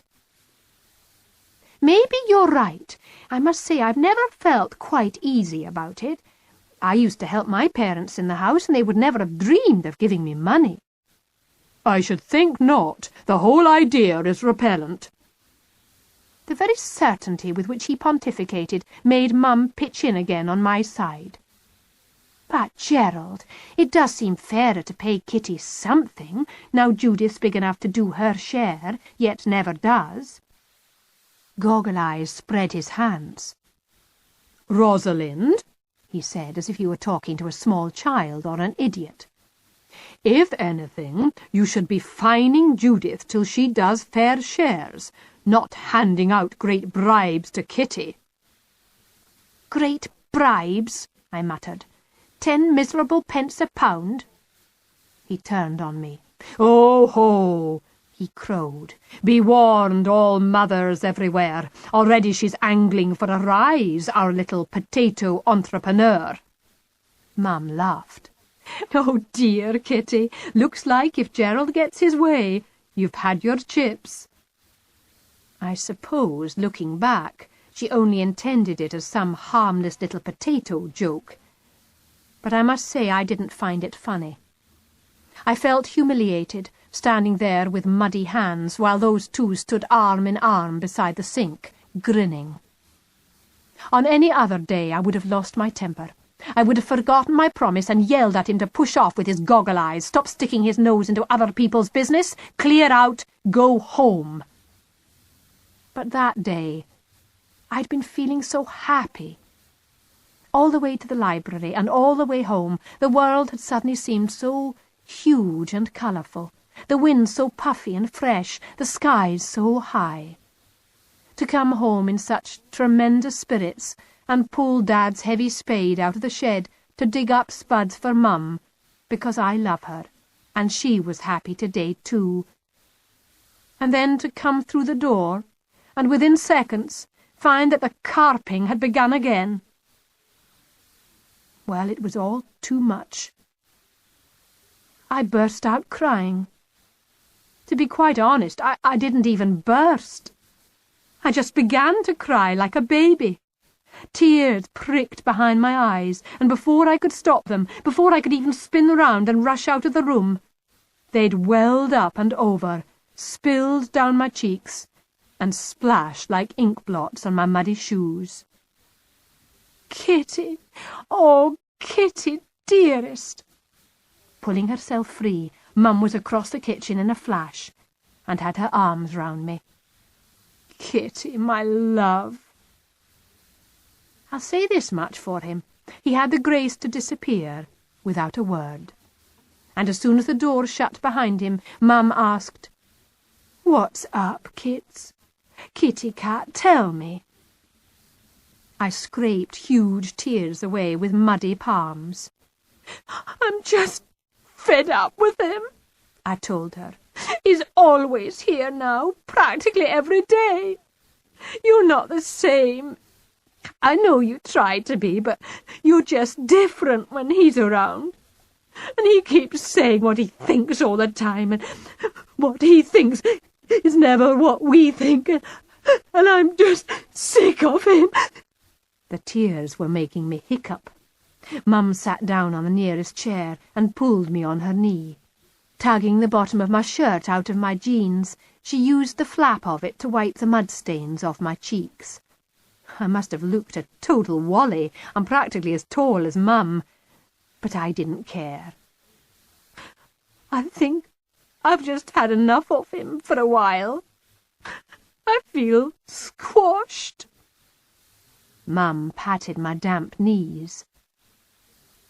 "I'll tell you what," she said, just like she used to when I was little and lost something precious or had a bad fight or couldn't go to 2 birthday parties at once.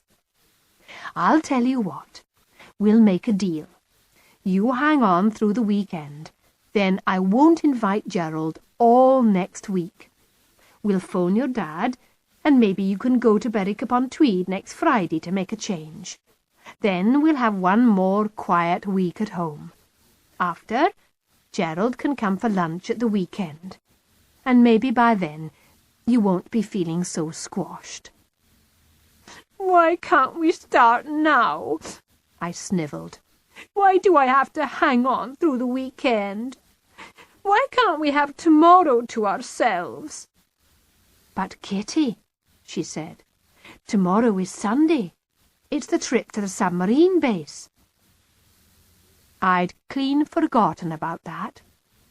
I shouldn't have either. I'm one of the members of the committee that arranged it. Some other local group had booked a bus, and now they couldn't fill it. Our lot had offered to pitch in and help. But that would be all right. The 3 of us have always gone on these things as a family. "Well, we'll be by ourselves." Mum shook her head. "No, we won't. Gerald's coming." "Oh, no!" I couldn't help it. I just started howling all over again. "Why is he coming?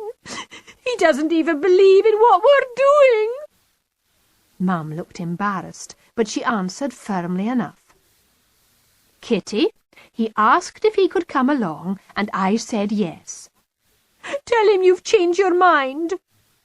Mum looked distressed now, too. "I can't," she said at last.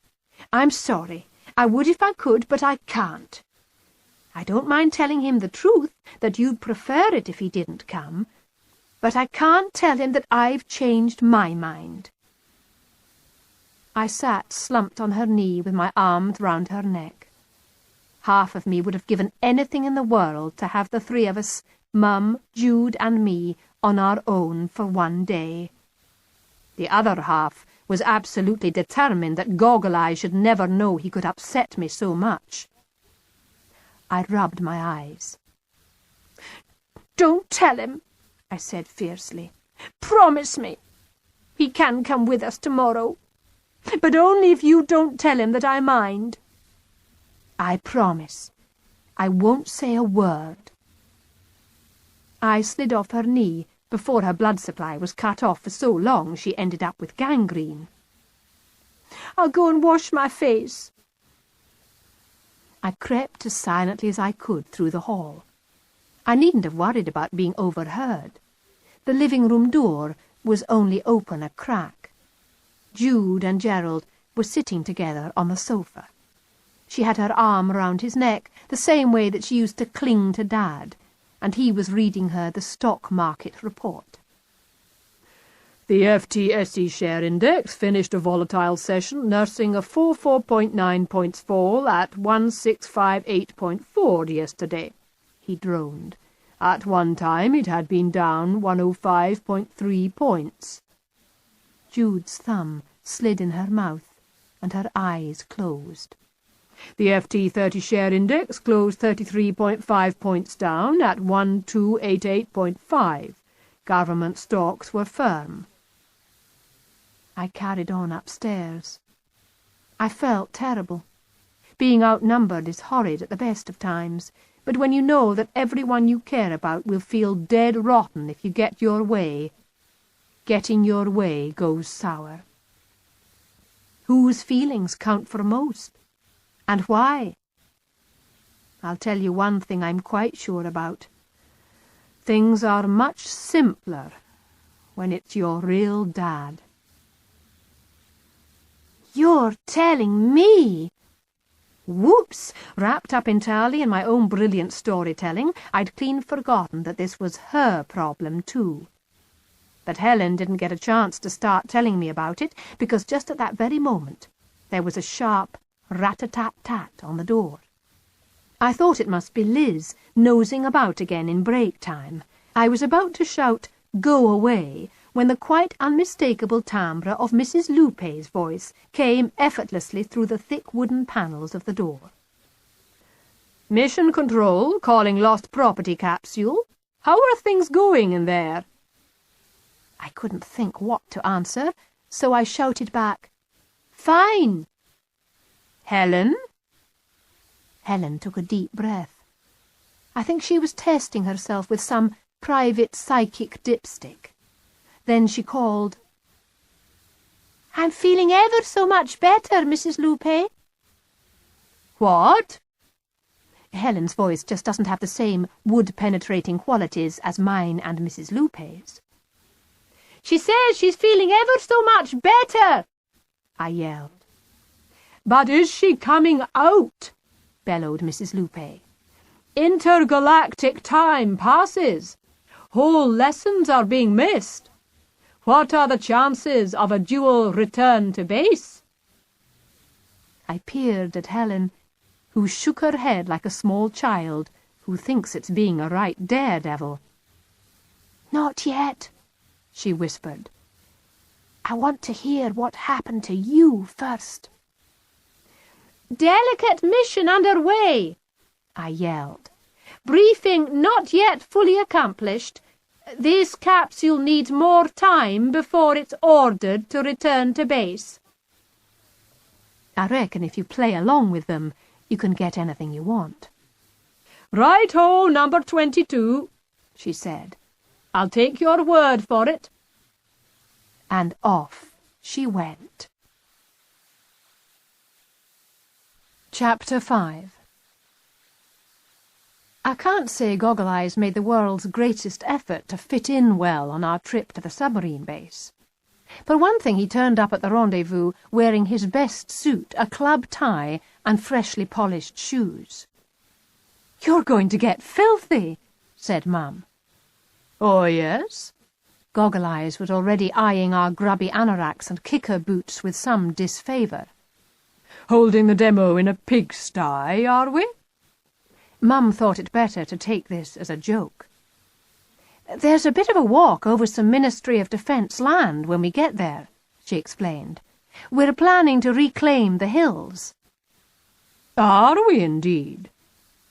From the expression on his face, it was perfectly clear that, to Gerald Falkner, reclaiming hills meant at the very least cutting holes in expensive razor-wire fences, overwhelming the military police in an act of mass trespass, and rushing, shrieking and whooping, down on unguarded stockpiles of nuclear warheads.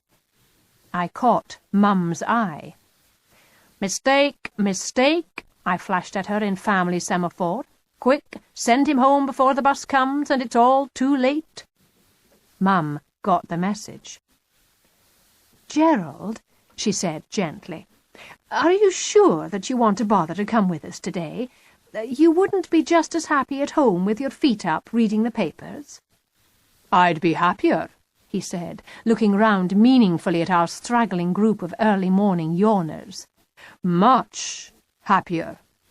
"Well then, "No," he insisted, shaking his head firmly and dashing all my hopes of a nice day. "I've said I'm coming with you, and I'm coming." I couldn't help asking him the question. "But why?" He stared. "Well, for the pleasure of your company, of course." I was mystified.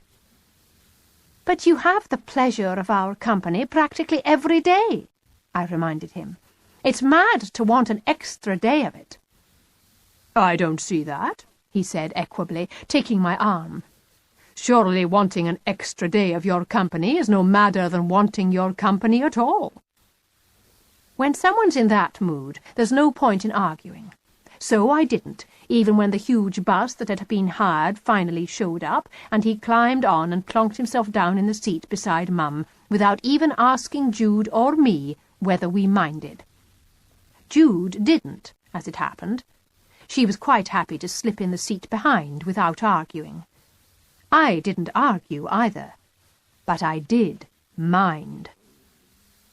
I took the window seat. Jude wasn't bothered. I could see the reflection of the side of Mum's face in the glass, and if I leaned sideways I could watch Goggle-Eyes through the gap between the seats. After a while the bus driver insisted that even if we'd been expecting more people, we really ought to go, or we'd never get there. The smokers ground out their last fags and climbed aboard, wheezing and coughing. And I saw Goggle-Eyes looking pointedly at his watch. Personally, I thought the fact that we were only 20 minutes late leaving robbed his snide little gesture of a lot of its punch. But he wasn't to know that we're usually later. The bus rolled through fields and villages, and gradually everybody stopped yawning and flicking through their Sunday newspapers and started to chat. Somehow you didn't get the feeling that Goggle-Eyes was putting himself out to make friends. I overheard him telling the shy agrarian economist who used to work for Oxfam, "Personally, I'm all in favour of food mountains." And when Beth Roberts' small son tugged at his newspaper to see the cartoon, he said, quite unnecessarily loudly and clearly, "Do you mind if I finish reading it before you recycle it?" He sneered visibly through the sing-song Josie organised, not even joining in the easy choruses like "Take the toys from the boys" and "What shall we do with the nuclear waste?" All in all, he was a total pain, and I could tell that practically everybody who took the time to be friendly when they were passing up or down the bus finished up by assuming that he must be some police narc. It seemed a very long ride. He spent a lot of it tormenting Mum. "How come so few people ended up coming today, Rosalind?" It was true that the bus was half empty. I heard the caution in Mum's voice as she replied, "Sometimes the phone tree doesn't work too well." Phone tree? Oh, you could hear glee gathering in his voice. He knew that he was on a winner here, and so did Mum. "It's how we send last-minute messages," she admitted. "Each of us knows the number of 2 others, and each of them phones 2 more, on and on. When it works well, the message branches out quickly." Her voice trailed off. It hadn't worked too well this time, that was obvious. More like a blasted phone stump than a phone tree. "I see," said Goggle-Eyes. There was one of those dangerous little pauses of his before he added provocatively, "A sort of urban bush telegraph." Mum turned her head away and gazed out of the window. Her reflection was so blurred that I couldn't make out her expression. Was she trying not to lose her temper? Or was she trying not to laugh? I couldn't tell. But I know how I felt. I felt like reaching over the back of his seat and pulling hanks of his thin silvery hair out of his boiled baby-pink skull and yelling at him that he could sneer all he liked at our warm anoraks and buses that leave late and makeshift ways of passing messages, But unlike the Ministry of Defence, we didn't have £18 billion a year of taxpayers' money to keep our organisation running like clockwork. What was the point, though? You never get anywhere trying to explain things to someone like Gerald Falkner. Mum says, just save your breath to cool your porridge. When people sneer at what we think and what we do, she only smiles. Don't let them bother you, she used to tell me whenever I got mad. That's the way history goes. All change takes time. Everyone who ever tried to change anything important gets sneered at by those who wanted things left the same. Look at the people who fought for the end of slavery. Meddlers, ignoramuses, troublemakers. Look at the women who fought for their right to the vote. Pushy hoydens, vandals, disgraces to their sex. All it proves is that we're getting somewhere. Oh, yes, I said. Where? I was feeling really grumpy and dispirited that day, I remember. Listen, she said. The problem is when the people in power don't even notice you. It's only when you get strong that they start sneering and calling you foolish and misguided. That's the first step. Then more and more people come round to your way of thinking, and you get stronger and stronger. They get more worried. You can always tell. That's when they start to call you dangerous as well as foolish, and try to encourage everyone who isn't on your side yet to come out of the woodwork and sneer at you too. Well, it's not very pleasant. No, it's not pleasant. But it has always happened that way, and it always will. Then what? I mean, nobody likes to think that they're in for a lifetime of sneering. Then you win, of course, she said. Why would they bother to make fun of your woolly hats and muddy boots if they could polish off your arguments? She grinned. She was terribly cheerful about it. I'll tell you one thing I learned from studying history, Kitty. As soon as you see your opponents are reduced to insulting you personally, you know you're on the way to victory. That's what my mother said. That's what she told me, and I'd trust her. That's why I managed to keep my bum fair and square on the seat and not jump up and down shrieking at Goggle-Eyes and pulling the hair out of his head in handfuls. I'm well brought up, I am. I've got self-control. Which is a lot more than you can say for him. Let me tell you what happened when Beth Roberts started wandering down the bus gangway, offering her box of homemade wholemeal crackers left and right to everyone. Oh, thanks, Mum said, taking two stuck together. I'm absolutely starving. Goggle-Eyes fastidiously prized the smallest one he could find away from its sticky companions. How nice, he said, and how very unusual. Wheat germ petit four. You could tell from the look Beth gave him that she knew perfectly well he was being sarcastic. But just at that moment the bus began to slow. Everyone straightened up to look ahead over the seats in front. It seemed that we were coming up behind some vast great trailer with huge flashing wide load signs and a motorcycle escort. Look at the size of that, breathed Beth. What is it? Suddenly a thought struck her. I bet I can guess what it is, she said excitedly. The nuclear convoys have to use this road. She craned her head to see better. I bet it's one of them. It's absolutely massive. Yes, I bet this is part of a nuclear convoy. Responding to signalling from the motorcycle escort, our bus was pulling out now and drawing abreast of the wide load. Everyone had heard what Beth was saying. They all peered curiously out of the windows. Yes, indeed. Gerald Falkner spoke into the sudden silence as we saw the load clearly for the first time. A lovely 3-bedroomed nuclear missile with Keller gas kitchen. Beth flushed, her mouth shut like a trap. As the immense mobile home on its trailer slipped away behind, she snapped the lid shut on her wholemeal cracker box and took off down the bus so fast she didn't offer one to Jude or me. I had to climb over Jude to go and fetch ours. "Who is that fellow with your mother?" Beth asked. She was still scarlet. I took a deep breath. "He's my mum's cousin," I lied. "Over from Perth." She shrugged, appeased. Friends are one thing, relatives another. No one can blame their mates for flesh and blood. "How long is he staying with you?" she asked, pressing an extra wholemeal cracker in my hand for sympathy. "Too long," I said. "Mum's very patient, though."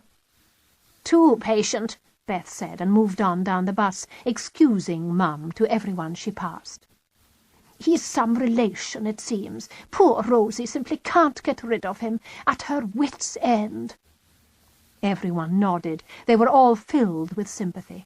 Even the ones at the back, who couldn't see Goggle-Eyes sneering, had heard his loud snort of contempt when Josie sailed into the descant during "O Little Town of Sellafield." They all knew how we were suffering. I went back to my seat. As I clambered over her, Jude offered me one of the Asterix books Mum bought her for the trip. Jude is still bribed to come along, but Mum says I'm now old enough to do my civic duty without that. It turned out to be one I hadn't read. And though Beth's homemade wholemeal crackers didn't taste too brilliant, reading and prizing the sesame seeds out from between my teeth did help to pass the time till we arrived. It was a pretty isolated place where we stopped. I've been there several times. Apart from the miles of fencing, you can't see a thing. The base itself is in a dip behind thick woods. It didn't look as bleak as usual. For once the sun was glinting on the waters of the Firth, and it wasn't misty. You could see bracken turning brown on the hills, and the heather was in flower. Goggle-Eyes clearly didn't like the look of the place much. "I don't fancy reclaiming that lot," he said, peering over Mum out of the window. "It looked pretty boggy." He glanced out the other side. "Look," he said. "Reinforcements." 3 dark blue vans were waiting in the lay-by. "Don't be so silly, Gerald," Mum said. "That's the police." "Police?" He was astonished. "How come they're here before you even start?" "They always arrive first," Mum said, pulling on her anorak and zipping it up. "They're more efficient than we are. If we say 10 o'clock, they're here at 10 o'clock, even if we don't turn up till 11. "You tell the police your plans?" Mum stared at Goggle-Eyes as if he just asked her whether she believed in fairies. "Of course we tell them our plans," she said. "There are dozens of nuclear installations in Scotland. If we waited for the police to find us without help, we'd be here weeks." Raising her eyes to heaven, she propelled him into the gangway. We all piled off the bus, the smokers sighing with relief and fishing desperately in their jacket pockets.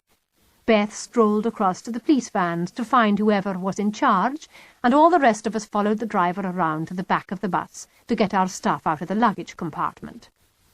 I reached in for my banner.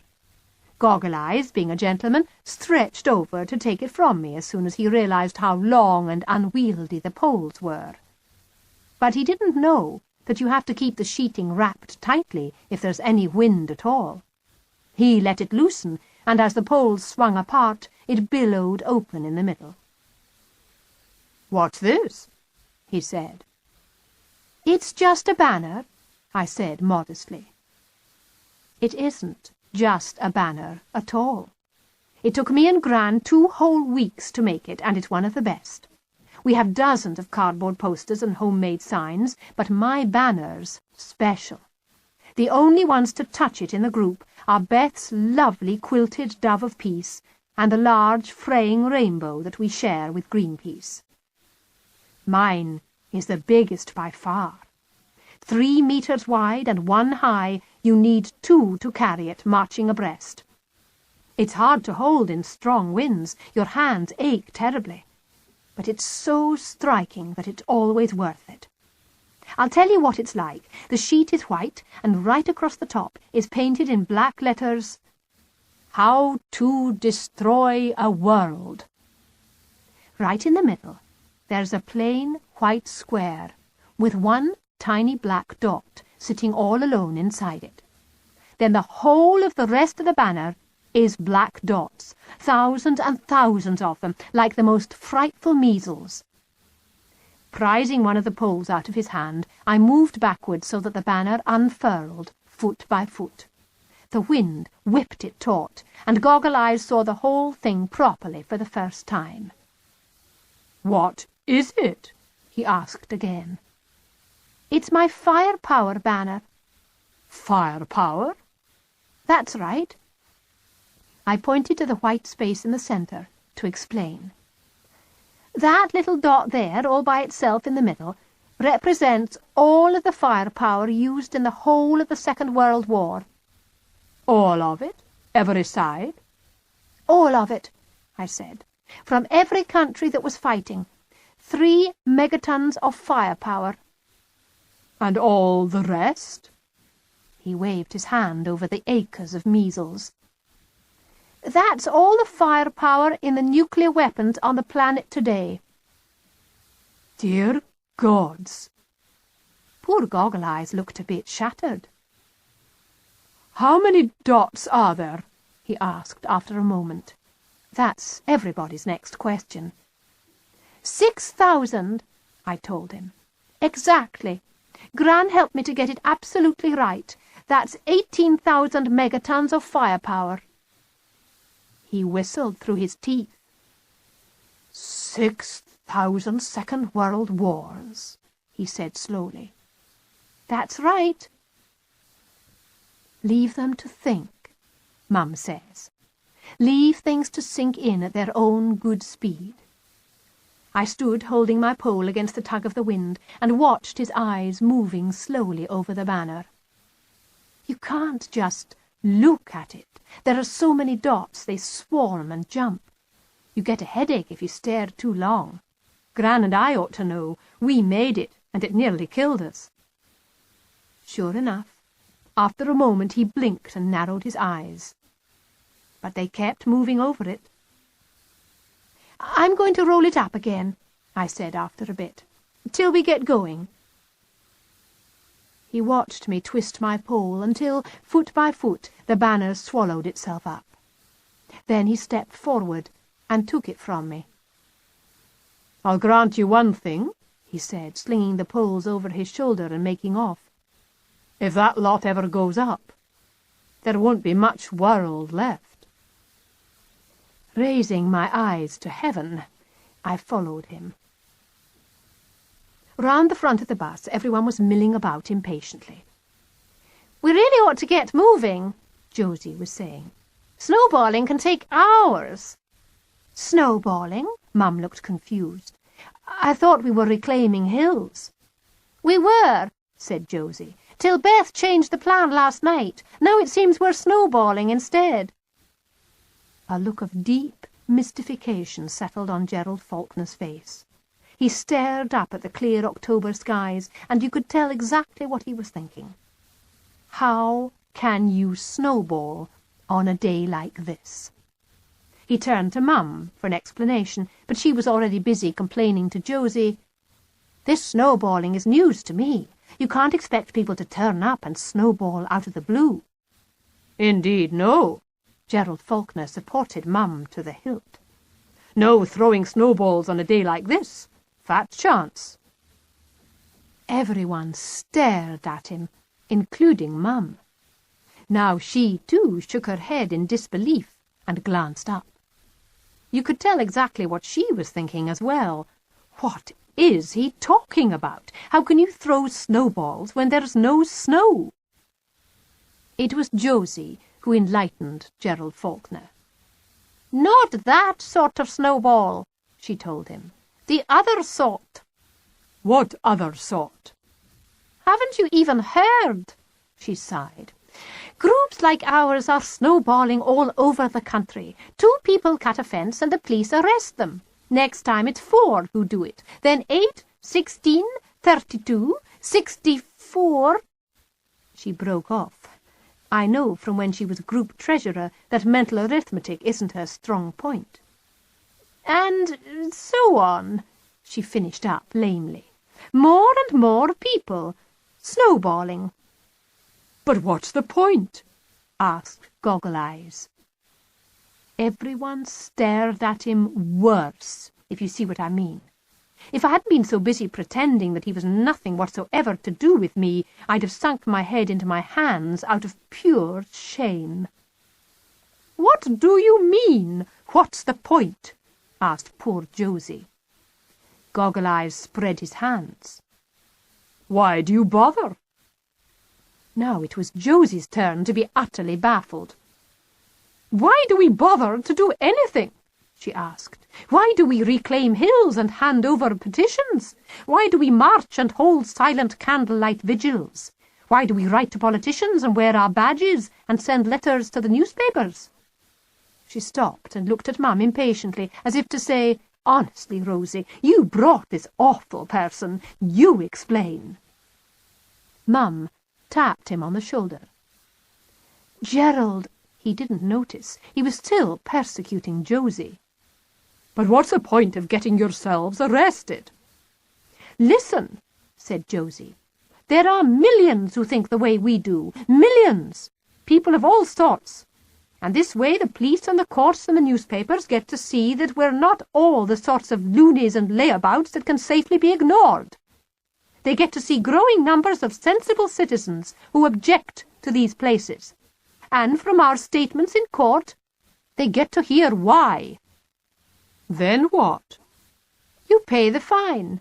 Or maybe you refuse on principle." And go to jail? "Better than going to the lions," said Mum. "People have done that for their beliefs before now." Gerald Falkner fell silent. He looked around at all of us staring back at him, and you could tell he thought that apart from Jude, who was still immersed in Asterix, we were all totally barmy. It was a bit of a relief when Beth came back. As soon as I noticed who was following her over, I nudged Jude in the ribs. Unwillingly, she lifted her eyes. "What?" "Look." Jude looked. Her eyes lit up, and she closed the book for the first time since we arrived at the bus stop.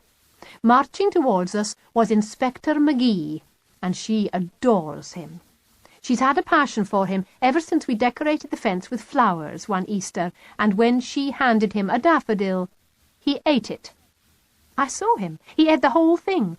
He kept his face straight, well, straight as you can when you're munching a daffy, and he ate it right down to the bottom of the stalk. Now, of course, he's one of Jude's heroes. "Hello again," he said. He looked around for people he recognized, and when he noticed Jude, he winked.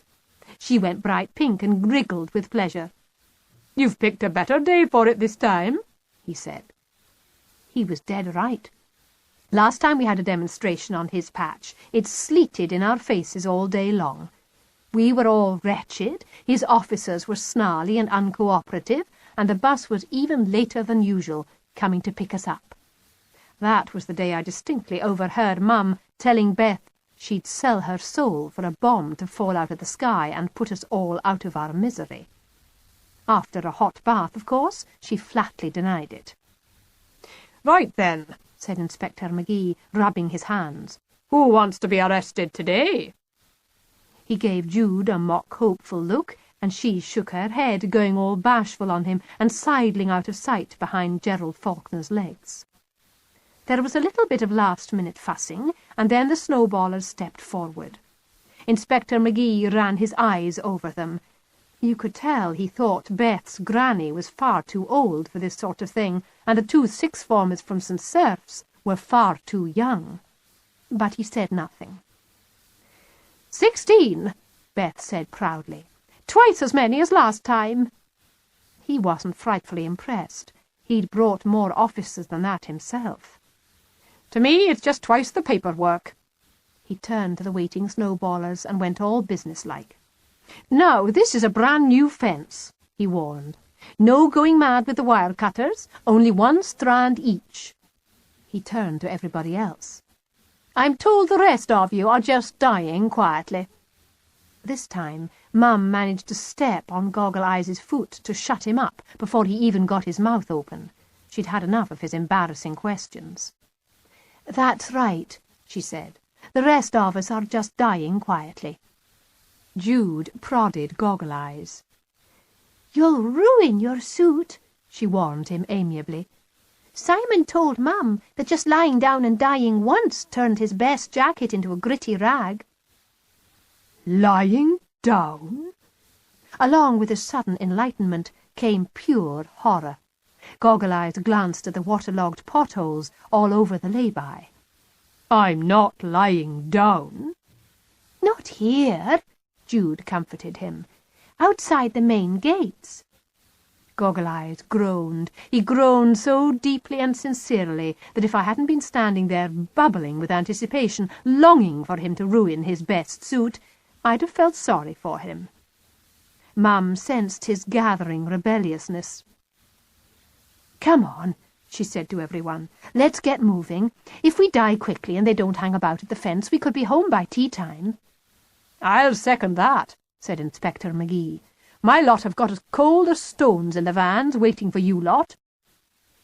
Everyone started shuffling into place, raising cardboard signs and unfurling banners. Mum usually offers to hold one end of mine, but she was taken up apologizing to Inspector McGee about the fact that after all our promises last time, we'd been so late again. Jude, of course, trailed after the two of them like a besotted lamb. So when Gerald Falkner sighed and reached out for the other pole, I let him take it. I thought, to be fair, that it was nice of him to offer, considering he's against practically everything the banner stands for. Not that he needed to worry that anyone would see him. Apart from a few passing cars and sheep watching curiously from the other side of the road, there was no one about. They don't shove these nuclear bases where you're going to see them, you know. They've got more sense than that. They might make you nervous. Just as we set off, a car full of servicemen spun round the corner. Leaning out of his window, the driver jeered loudly, and as the car came past, deliberately steered the wheels through pools of rainwater on the side of the road, sending wet sheets of filth up in our faces. "For God's sake!"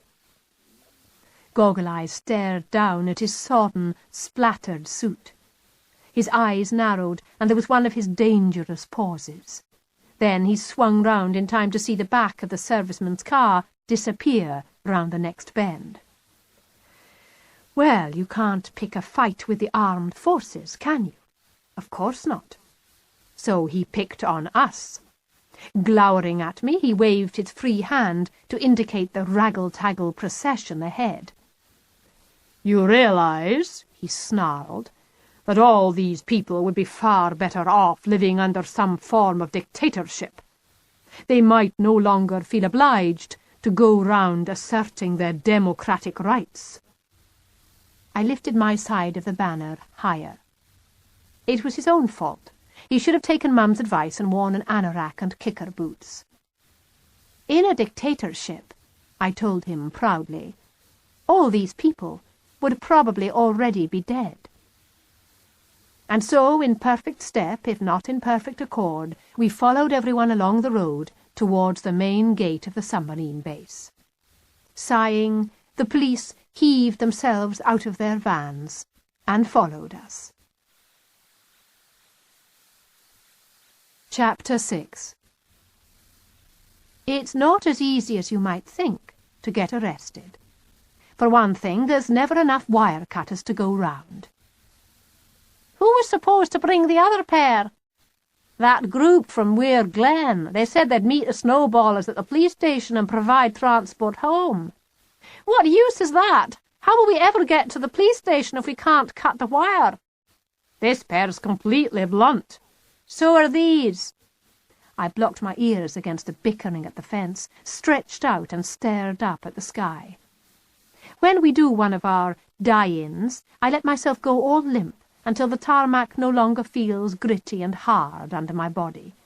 I lie and watch the clouds go scudding overhead and try to forget that other people are packed around me like sardines, some grumbling they've fetched up in a puddle, some lost in thought, some coming out with those baffling snatches of conversation you always hear when you're close to strangers.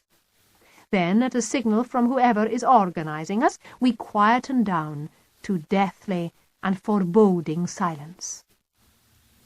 However many times you've been a part of it, it still feels strange. Suddenly, with everyone lying there pretending, just for a few minutes, that the worst has actually happened, it's too late now. It's all over. The world seems larger somehow, and more serious, and more precious. And the police walkie-talkies suddenly sound so cheap and tinny and unimportant that some of the officers stare ahead in real embarrassment as the stupid chirruping pours from their jacket pockets. Lie down and look up at the sky. It's such a small thing to do, but it makes such a difference. The sky looks so huge, it's absolutely astounding. You only notice when you're flat on your back. Strolling along the streets or glancing out of windows, you only get to see the thinnest rim of it. On your back, you can see it all. The vast upturned bowl that stretches miles and miles in peaceful blue, or hangs right over you in dark, bruisey colours, threatening to spill. I think that everyone in the world should stretch out quietly for a while every single day of their lives, look up at the whole sky, and be astonished. Our minutes of silence were over, so it popped out. I think that everyone should lie on their backs every day and stare up at the sky. You must be joking. Goggle-Eyes shuddered in horror and reached down from where he had been standing beside a couple of police officers, preserving what was left of his suit and his dignity. He hauled Mum to her feet. "Kitty's right," Mum agreed, brushing grit off her jeans. "People waste too much of their lives rushing about building new things and pulling old things down. They ought to take time to look at what's been there forever." An empty sky. "Infinity," Mum corrected him. "Eternity." "Well, we can't all be closet philosophers." "Did you bring the sandwiches?" I interrupted, patting the bulging pockets of Mum's anorak. "I'm really hungry." Unfortunately, this started Jude off. "Me too," she wailed. "When are we going home?" "Please don't start whining," Mum told her irritably. "You know I can't stand it." Jude didn't answer back. She never does. But scowling, she sidled closer to Gerald Falkner, exactly the same way she always used to move towards Dad for his support whenever Mum was ratty. And, sure enough, Gerald immediately stuck up for her, just the way Dad always did. Go easy, Rosalind. It's been a tiring day. Mum's like me. She hates people even hinting she might be being a bit unreasonable. "For heaven's sake," she snapped. "It hasn't been that bad. When I was young, we used to have to sit for 2 whole hours every Sunday in a stone-cold church, bored stiff, to save our selfish little souls. Jude's lucky. A few times a year she gets a couple of hours of fresh air to try to save the whole world's bacon. Is that so terrible?" There was a little Gerald Falkner pause. I waited with interest. It's not that often that they're not directed at me. Then, "Do you know what you are, Rosalind?" he said. "You are almost unbelievably bossy." Jude and I caught our breath. If Dad had said anything like that, the fur would fly so fast, so furious, you'd hit the floor for safety. But then again, Dad would have said it differently. It would have come out as a sort of snarl, a terrible insult. Somehow, Gerald Falkner managed to say it in an affectionate kind of way that made you think the fact that Mum was so bossy filled him with loving admiration. And, astonishingly, that's the way she took it. "I am bossy, aren't I?" she said. "Yes, I really am bossy." I breathed again. So did Jude, I heard her. "You're wasted running that hospital," Gerald Falkner told Mum as he ground the poles of my banner deep in the mud of the bank so it would stand up by itself. "You ought to be running British Telecom, or Great Britain, or the world." Everyone around us, I noticed, was beginning to look rather uncomfortable now. "Yes, I could run the world." Mum sounded keen. "I'd do a really good job. I'd make an excellent dictator."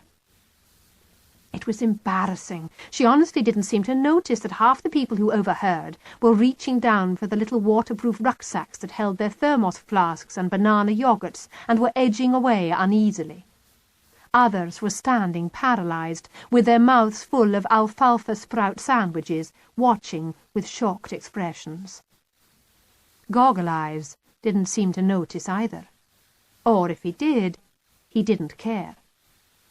"You'd be ideal," he assured her. "You have the basic qualification for the job.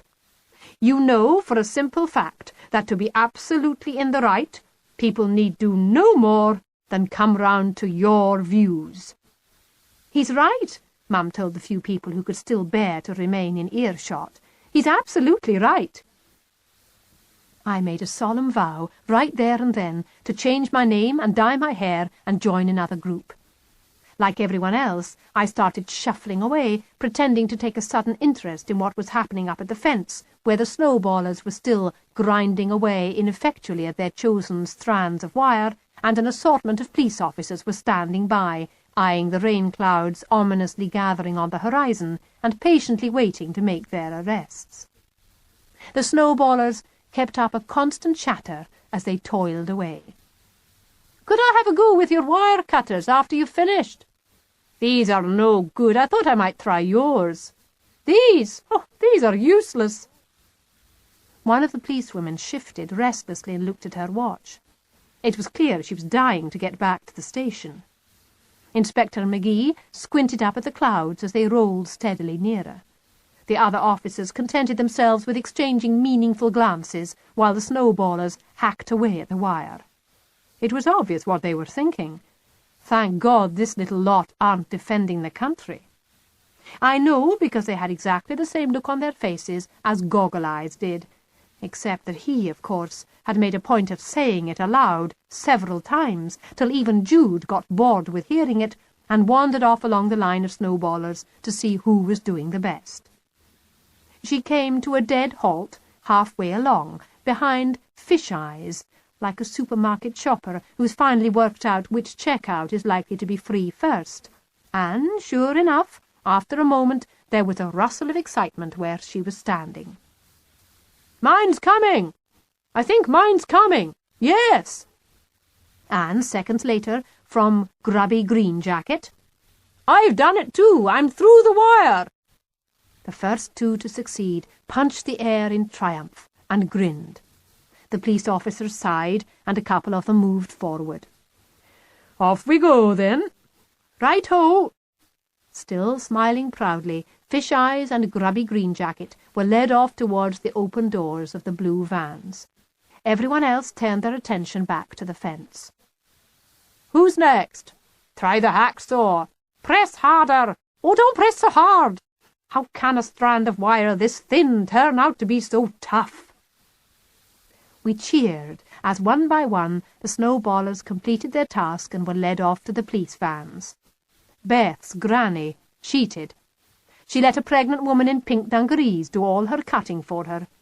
All that Beth's granny did was lay her hacksaw on the broken strand and claim, loudly and dishonestly, "I've done it! I have cut the wire!" Graciously, Inspector McGee turned a blind eye to the deception. Pink dungarees looked far too pregnant to spend long in a police station, and anyway, Inspector McGee knows better than to tangle with Beth's granny. As usual, she slid her arm in his and made him escort her personally back to the vans, carrying her comfy peace cushion. Everyone grinned as she hobbled by on his arm. She gets away with it every time. I've seen her forcing even the sullen and unpleasant police officers to be helpful and polite as they arrest her. Mum says it only works because she's so old. Mum says they know she can remember back when they were truly the servants of the people and not just the paramilitary arm of the state that they've become today. Being reminded of how much things have changed makes them uneasy, Mum says, so they treat her properly. The rain clouds were rolling nearer and nearer, but the advice we shouted to each snowballer was getting better with experience, so the arrests were coming quicker now. Soon there were only 3 snowballers left at the fence. Flowery Headscarf from St. Thomas and St. James got the one good pair of wire cutters. Delaying for only a couple of moments, smiling while someone from her church group took a photograph, she snapped her strand through cleanly, cheered herself, and then, without thinking, handed the wire cutters to the policewoman standing beside her. "Hey!" The last 2 snowballers looked up from their strands of wire. One was the shy economist, to whom, earlier in the day, Gerald Falkner had been extolling the virtues of food mountains.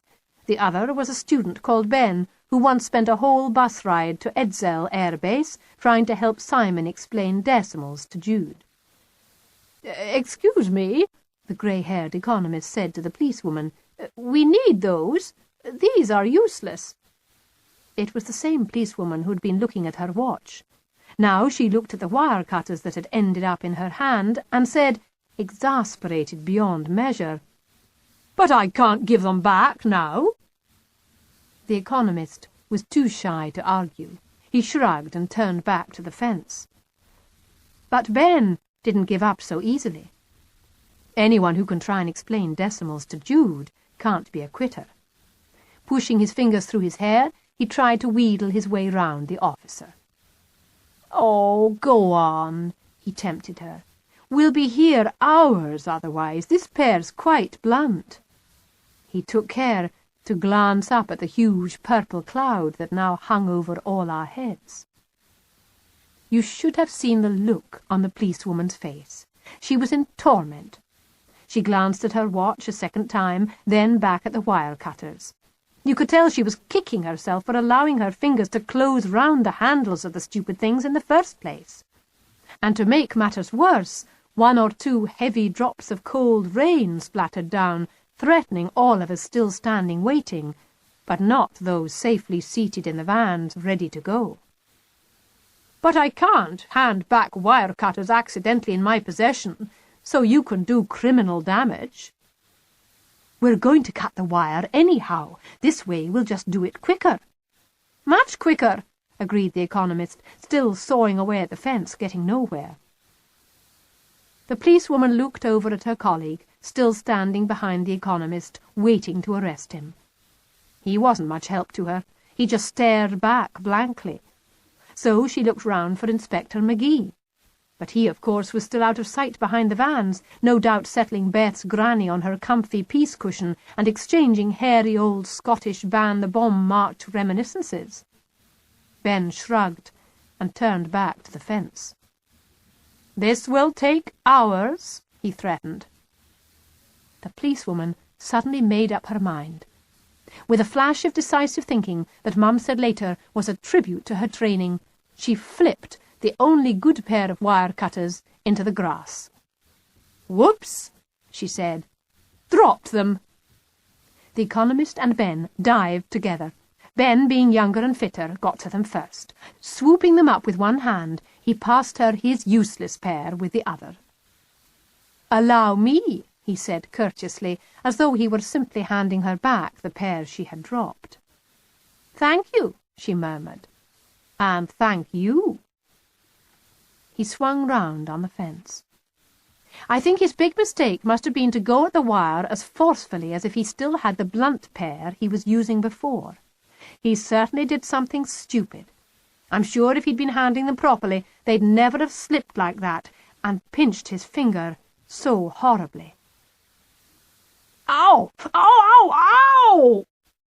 Again the wire cutters fell in the grass. Sucking his finger, poor Ben jumped up and down, yelping with pain. Owie! It hurts! Let me see. The policewoman looked anxious. Ben put out his hand and slowly, gingerly extended his fingers. You could see where the wire-cutter handle had pincered his finger. On either side were the sort of drained patches of squashed skin you know are going to turn straight into massive black bruising as soon as the blood can bring itself to flow back. "Oh, that is nasty," said the policewoman. "Poor Ben," said Jude, and her eyes filled with sympathetic tears. She's quiet, Jude is, but she's loyal. She never forgets anyone in the ever-growing army of those who've helped her with her arithmetic homework. Behind us, alerted by the howls of pain, Mum tore herself away from offering Goggle-Eyes the job of Grand Vizier in her despotic regime, and scrambled up the bank to take a peek at the damage. Mum's good with accidents. She's got that perfect mix of being both calm and, well, yes, he's quite right, almost unbelievably bossy. "Show me," she ordered him. And when he had, "Oh, that is nasty," she echoed the policewoman. Two real professionals. Ben didn't respond to these sophisticated diagnoses. The poor soul looked pale as a maggot. I think he was about to faint. The policewoman turned to Gerald, who had been scrambling up the bank after Mum and now stood gasping for breath at her side. "Would you help me get this young man to the bus before he keels over?" She must have chosen Gerald because of what was left of his nice suit. She can't have picked him because of his physical fitness. He was still panting heavily as he obediently took Ben's other arm to support him. Ben tried to shake them off. "I'm not going to the bus," he insisted. "I'm going in the vans. I'm being arrested." "No, you're not," Mum said. "That's going to turn into the most unpleasant bruise. You're going home." She turned to the policewoman for support, and the policewoman clinched it. "I wouldn't arrest you anyway," she declared baldly. "You never even got through your bit of fence." You could tell everyone thought that this was a bit harsh. One or two of the Quakers looked a little reproachful, and Ben was positively outraged. But Gerald and the policewoman cut short his indignant protests by leading him off firmly towards the bus. As they stumbled past me down the muddy slope, I heard Ben muttering darkly about conspiracies, but apart from gripping his arm just that little bit tighter and speeding up, the policewoman and Gerald simply ignored him. While the economist was still snipping gingerly at his own stubborn strand of fence wire, Mum looked round the little knot of bystanders. As usual, she seemed to have completely taken over. "We need one more now," she announced. "A replacement for Ben. Any volunteers?" Silence. To make the point that whoever was going to volunteer had better get a move on, a few more drops of cold rain fell. Everyone glanced at one another with those helpless little I-would-if-I-could shrugs that made it clear that they have an important engagement, or their mother-in-law happens to be staying, or, just this once, their yoga class has been changed to Sunday. "Come on," cajoled Mum. "It's only a couple of hours down at the station.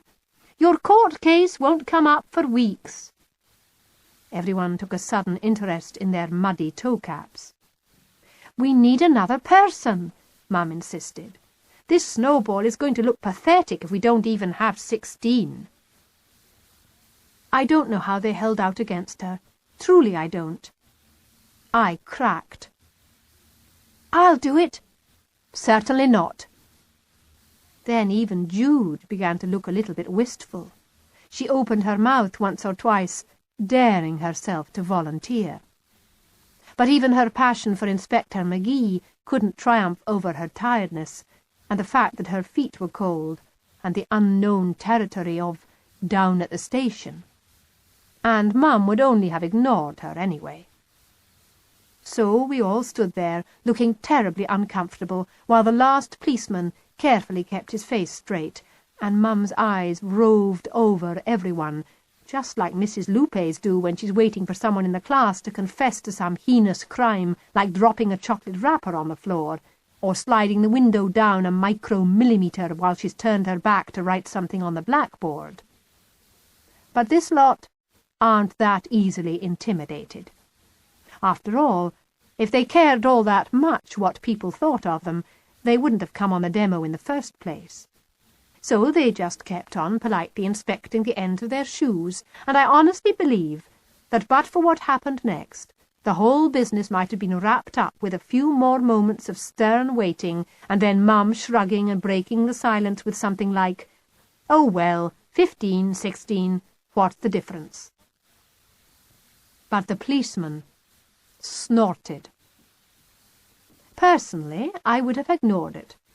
After all, if Gerald Falkner had been standing there, he probably would have snorted too, and just as loudly. But let's face it, Mum's soft on Goggle-Eyes. She wasn't soft on the policeman. "Lost your tissues?" she asked him, in exactly the same tone of voice that Gran uses for "had your eye full?" And I told you already that sounds so rude, Mum's ordered me and Jude to stop saying it. Ever. It irritated him, you could tell, her coming back at him like that, and he was pretty young.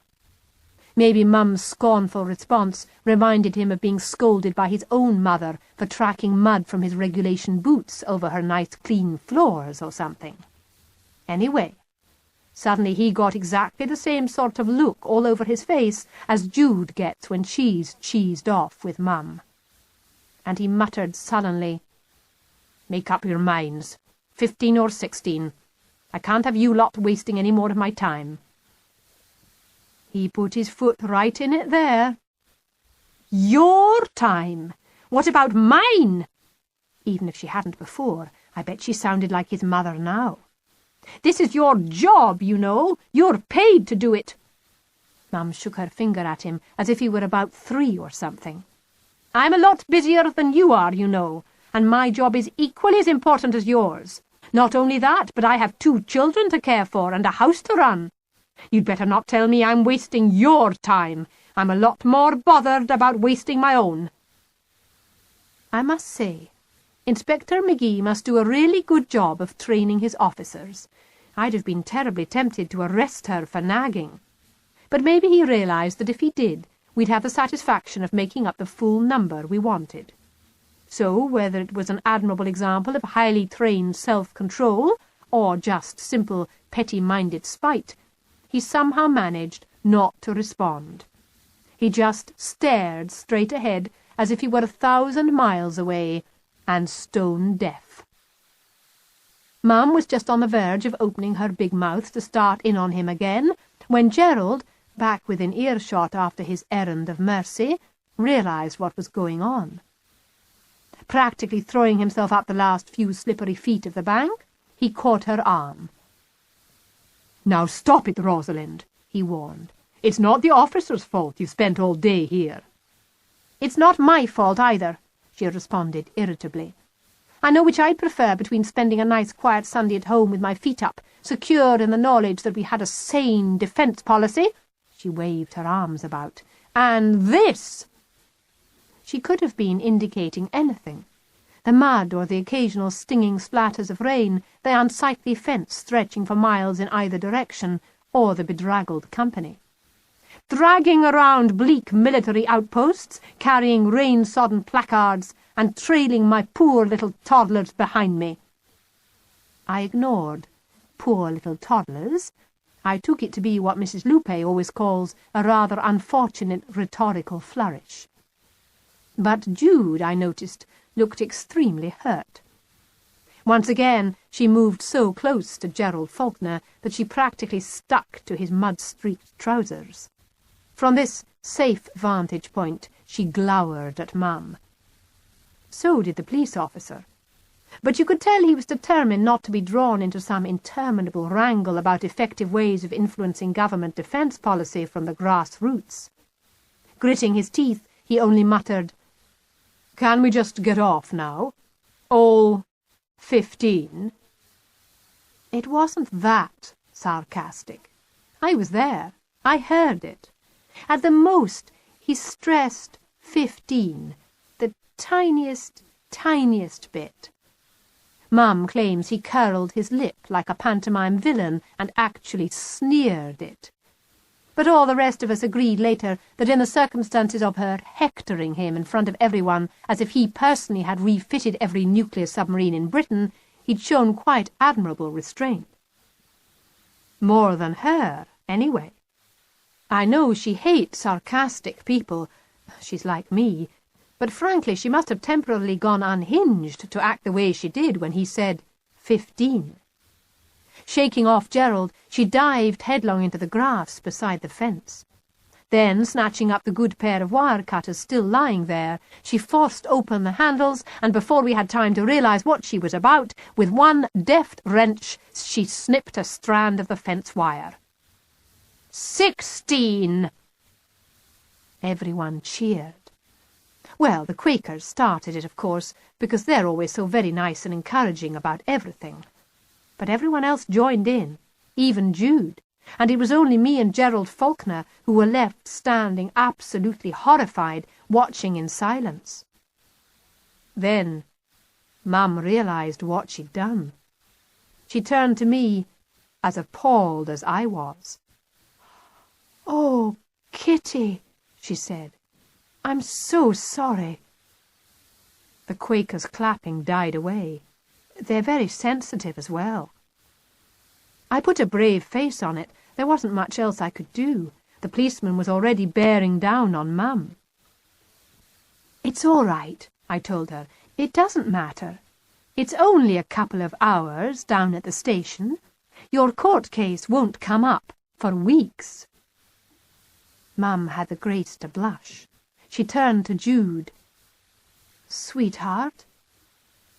Jude looked bewildered. I think my saying the words, "down at the station," had taken a bit of the gloss off the excitement of clapping along with everyone else.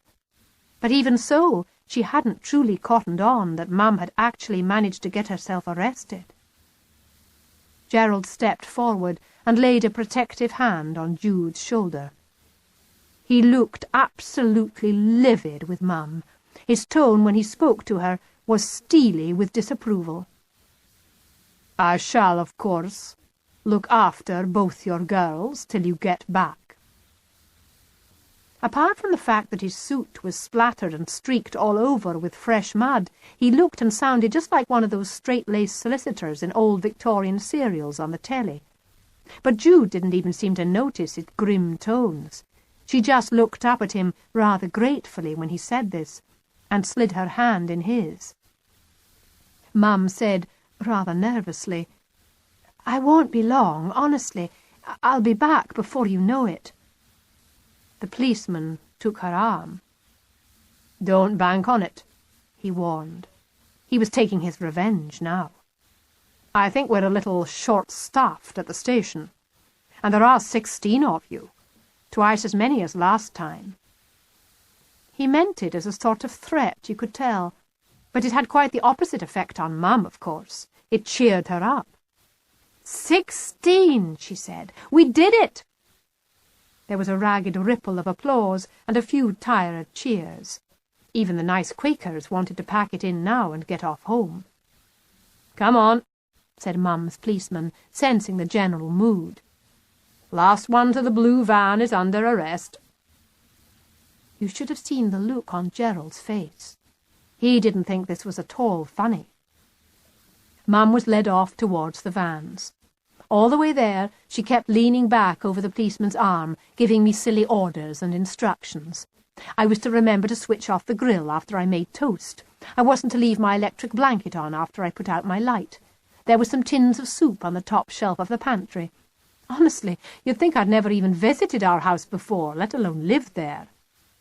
"For heaven's sake," Gerald told Mum sharply. "Stop fussing, Rosalind. Kitty is perfectly capable, and I shall be there." I think Inspector McGee must have sent his officers on a course for avoiding domestic violence. The young policeman swung open the door of the blue van as quickly as he could. everyone already seated inside cheered Mum. 16! Well done, Rosie! Come on up! Mum turned before clambering inside. Thanks, Gerald, she said. You could tell she was desperate for him to soften and give her just one brief smile of encouragement before the van drove off. But she'd picked the wrong man. Don't mention it, he said icily as she scrambled inside. Somebody has to act responsibly. That got her.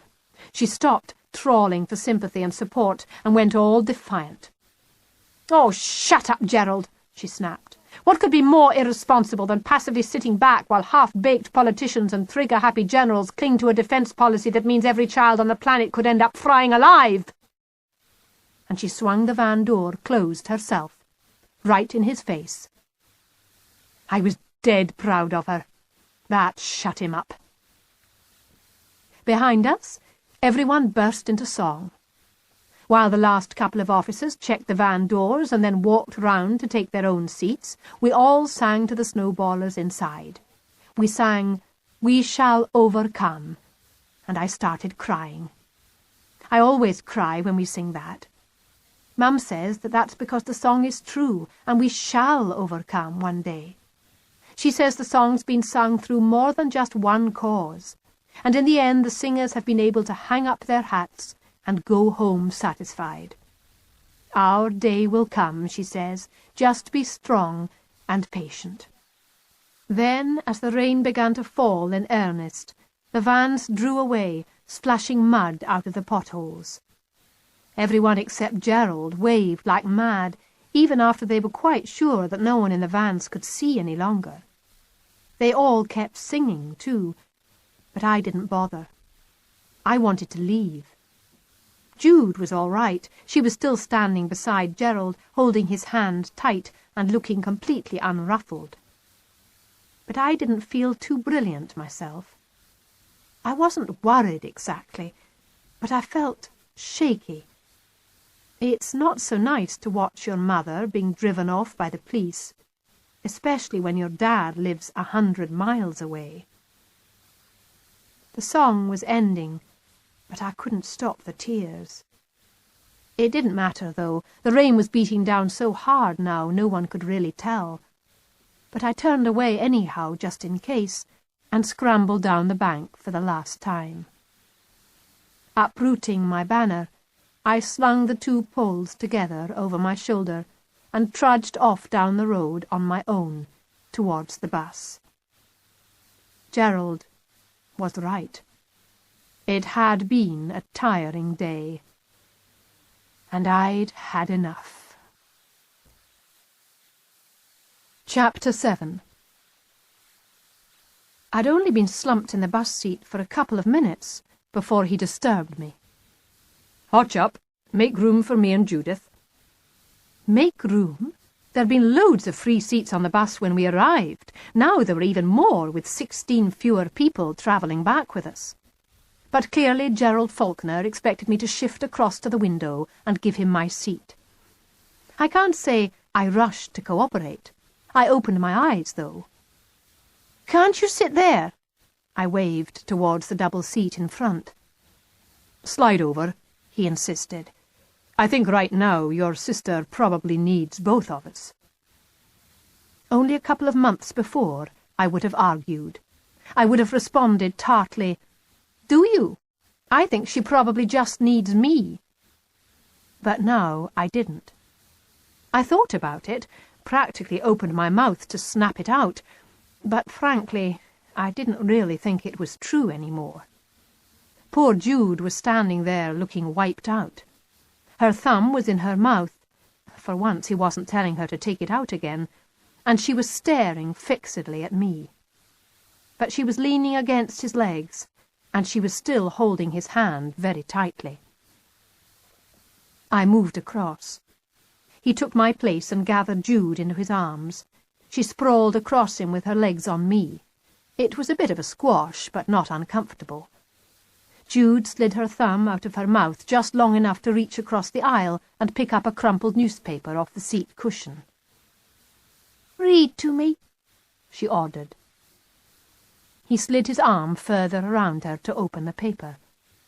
I watched with interest. He could have chosen to read to her about a massive punch-up in a public lavatory in Tottenham Court Road, or the mysterious midnight explosion of a furniture polish factory in Wrexham, or the woman suing a posh French restaurant because she found chunks of stewed carpet in her crème brûlée. But no, not him. He chose to read Jude the Review of the Week's Business News. Shares continued their steady revival, with the FTSE share index finishing the week improving 33.2 points to 1750.2, he droned. The FT30 share index gained 27.3 points to 1405.1, crossing the 1400 points line for the first time in 2 months. Gilts improved by up to £750,000. She wasn't listening, of course. She was asleep. He slept too after a bit. His head lolled back, his glasses slid a little down his nose, and he made this soft sort of rustling noise through his lips as he breathed, like papers on a desk, stirred by the breeze. From time to time Jude thrashed about a bit in her sleep, but it didn't seem to bother him. He just slid his arms more tightly round her till she settled again, murmuring something soothing in her ear and patting whichever bit of her lay under his hand. He didn't even bother to open his eyes. As we pulled into the main street of our hometown, I realized Jude had stayed fast asleep in his arms for the whole journey. I'm not mean about old Goggle-Eyes on principle, you know. Even I can give credit where it's due, and it was due that afternoon. He can be really kind and fatherly when he tries. And he can be really bossy and fatherly too. He was that way when we got back. Admittedly, he'd promised Mum that he'd look after us for her, but you'd think he actually owned us the way he went on. He wouldn't let us do what we usually do after demonstration and pick up supper from the chippy on the corner. Mum always lets us. She says she reckons political activity may be psychologically inspiriting, but it's physically enfeebling, and she couldn't possibly come home and cook. Gerald dragged us bodily past Patsy's frying palace and ended up going through the kitchen with a tooth comb, looking for something sensible. That was the word he used. He turned down all Jude's suggestions for quick and easy things to eat, ice cream, frozen party sausage rolls, fried bananas, on the grounds that they just weren't sensible, and sent her upstairs with a lump of cheese and an apple to keep her going while she had her bath. I'd stayed in the kitchen doorway, nibbling the chunk of cheese he'd given me, and found myself dragooned into peeling potatoes. "Can't we have frozen chips?" "No, we can't. It was a strenuous day, and both of you need something sensible, and then an early night." "Can't we stay up for Mum?" He paused, trimming the fat off some pork chops he'd found in the fridge. "You can," he told me. "Judith can't." He's odd that way. He never seems to have the least trouble making decisions. Poor Mum could never say a thing like that straight out. She'd hum and haw and try and wriggle out of it with stupid little sayings like, "We'll see," and "Let's wait and find out how it goes." And if Jude started arguing that it wasn't fair that she should be sent up to bed earlier just because she's younger, Mum would tie herself in the most terrible knots trying to persuade her to agree without directly bossing her. Bossing's no problem for Goggle-Eyes. If Jude came down and tried to argue with him, all she'd get would be, "Because you're younger, that's why." Or even, "Because I say so." I could have made a fuss, but after all he'd said I could stay up. And anyway, you only had to look at Jude to see she was exhausted. So I said nothing, and just kept on grinding away at the sink, peeling the mucky spuds. And suddenly, like a reward from heaven for my self-restraint, his arm appeared at my side with one of those smashing, ice-tinkling, tonic-fizzing, lemon-swirling drinks of his. "Cheers," he said. He's absolutely right. There's something really cheerful about these sparkling drinks he puts in your hand. Even the glasses look brighter than all the rest in the cupboard, as if he'd polished them till they glittered on a tea towel before even starting to put anything in them. and it was nice of him to go to all the trouble of making me one anyway, even though Mum wasn't there. I knew he'd done it specially, because when I turned round, I saw he'd chosen something completely different for himself. So he had sliced the lemon and dug out the ice cubes and fetched the tonic bottle. Just for me. "Cheers," I said. "Thanks very much." And I nearly said Gerald, except I thought he might have noticed, and I might have blushed. Supper was fun when we finally got round to eating it. He sent Jude back upstairs twice before he would serve out, once for her dressing gown and once for her furry slippers. We didn't have to worry either about keeping enough for Mum. He filled a heat-proof dish with hers and put it in the oven to keep warm. "There," he said firmly. "Now what's left on the table is all ours." You wouldn't believe how many spuds I ate that evening. I must have been halfway starving to death. Even Jude finished off her peas, 2 thick slices of bread and butter. We chewed and chewed, and it was only after half the food had disappeared that we got round to talking. Goggle-Eyes started it. "Do you want to know what I think?" he asked me suddenly, fork aloft. Normally I'd have made a face that said, "No thanks, I don't," even if I reluctantly murmured, "Yes, tell me." But I was curious. "What do you think?" He dabbed his mouth with a napkin he'd found in the bottom of a drawer full of stuff that was going to Oxfam. "Frankly, I think all you scruffpots give the anti-nuclear movement a really bad name." Good job I had a mouthful of pork chop. He got a chance to explain before I could start yelling at him. "Listen," he said, "you people ought to dress better. You ought to change things round. Look at your mother. She goes off to work at the hospital every morning looking smart and respectable. But does she wear her little CND badge? No, she doesn't. So no one who ever meets her during the day thinks, 'What a nice, responsible woman that is. She was so kind and helpful to me. She seems like a splendid citizen, and I bet she's a wonderful mother.' But fancy! She's wearing one of those little CND badges. She must be a member of the anti-nuclear movement. So they can't all be the misinformed, woolly-hatted troublemakers and layabouts the papers often make out." I'd swallowed, but I didn't interrupt. It seemed to me what he was saying made some sort of sense. "Then take today," he went on. "She leaves all those smart work clothes in the wardrobe and puts on a tatty collection of warm woolen jumble.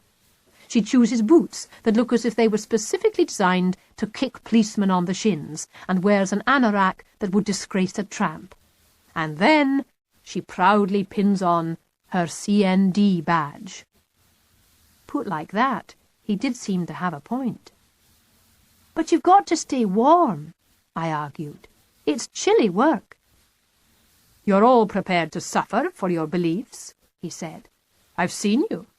Today was without a doubt the most tedious and boring and uncomfortable Sunday I've spent in years. It's just a matter of trading off one miserable discomfort against another. You'd be a little less protected against the weather, but you'd be more protected against the sneers." He shook his fork at me, which wasn't like him. "If you all dressed like lawyers and doctors and solicitors, you'd find yourselves treated with a whole lot more respect. Besides," he added, "you could always use some of your campaign funds to buy collective thermal underwear." I shuddered. The idea of sharing a damart vest and long johns with some of the people who came on our demonstrations was pretty revolting. "Another thing," he said, reaching out to correct Jude, who was holding her fork wrong. "Why go to out-of-the-way holes where only the sheep can see you? It's mad. You ought to be outside government offices on weekdays, or in shopping centres on Saturday mornings. At least then a few people would get to read what it says on your banners before you're carted off to the nearest police station." I didn't answer that one. I didn't know how. I've often thought myself that the sheep on the west of Scotland must be the most politically informed sheep in the world. And if you must go out to the middle of nowhere, why waste time singing silly songs? You should get organised. Someone should bring stamps and someone paper, and you should spend your journey writing letters to your Member of Parliament and the Prime Minister and all the local papers, explaining exactly what you're all doing and why. There's no denying it. He was quite right. Oh, little town of Sellafield! He snorted with contempt again, just as he had on the bus ride. Pure self-indulgent rubbish. The time spent singing would have been far better employed writing to the director of the Nuclear Installations Inspectorate, expressing your concern at the rising incidence of childhood leukemia around the plant. You ought to be on our side, I told him. Certainly not, he shuddered. I don't approve at all. Then why pass out these handy hints? He shook his head. I can't help it, he told me. I'm a small businessman. I can't bear inefficiency. Wherever I see it, I want to root it out. He glowered suddenly. And I can't bear rudeness either. I shall be writing to the commander of that submarine base, complaining about the mischievous behaviour of men supposedly under his command. The glower deepened to a thorough scowl. My suit is ruined. He did sound a bit like Simon, I must admit, but still it wasn't tactful of Jude to giggle. Finished? He asked, noticing her empty plate. And then he laid a heavy hand on her shoulder. You must be tired out. I think you'd better go straight up to bed just as soon as you've finished helping with the dishes. You must be joking, I said. Jude never helps with the dishes. I couldn't help it. It's a very sore point. His hand slid off her shoulder. Never helps? Why not? He looked at her inquiringly, saying to me, She's got arms, hasn't she? She can reach in the sink. Jude began edging off towards the door, making the most of her silent, furry slippers. I shrugged. I suppose it's just because she's so much younger, I told him. Gerald stared. That is the silliest thing I ever heard.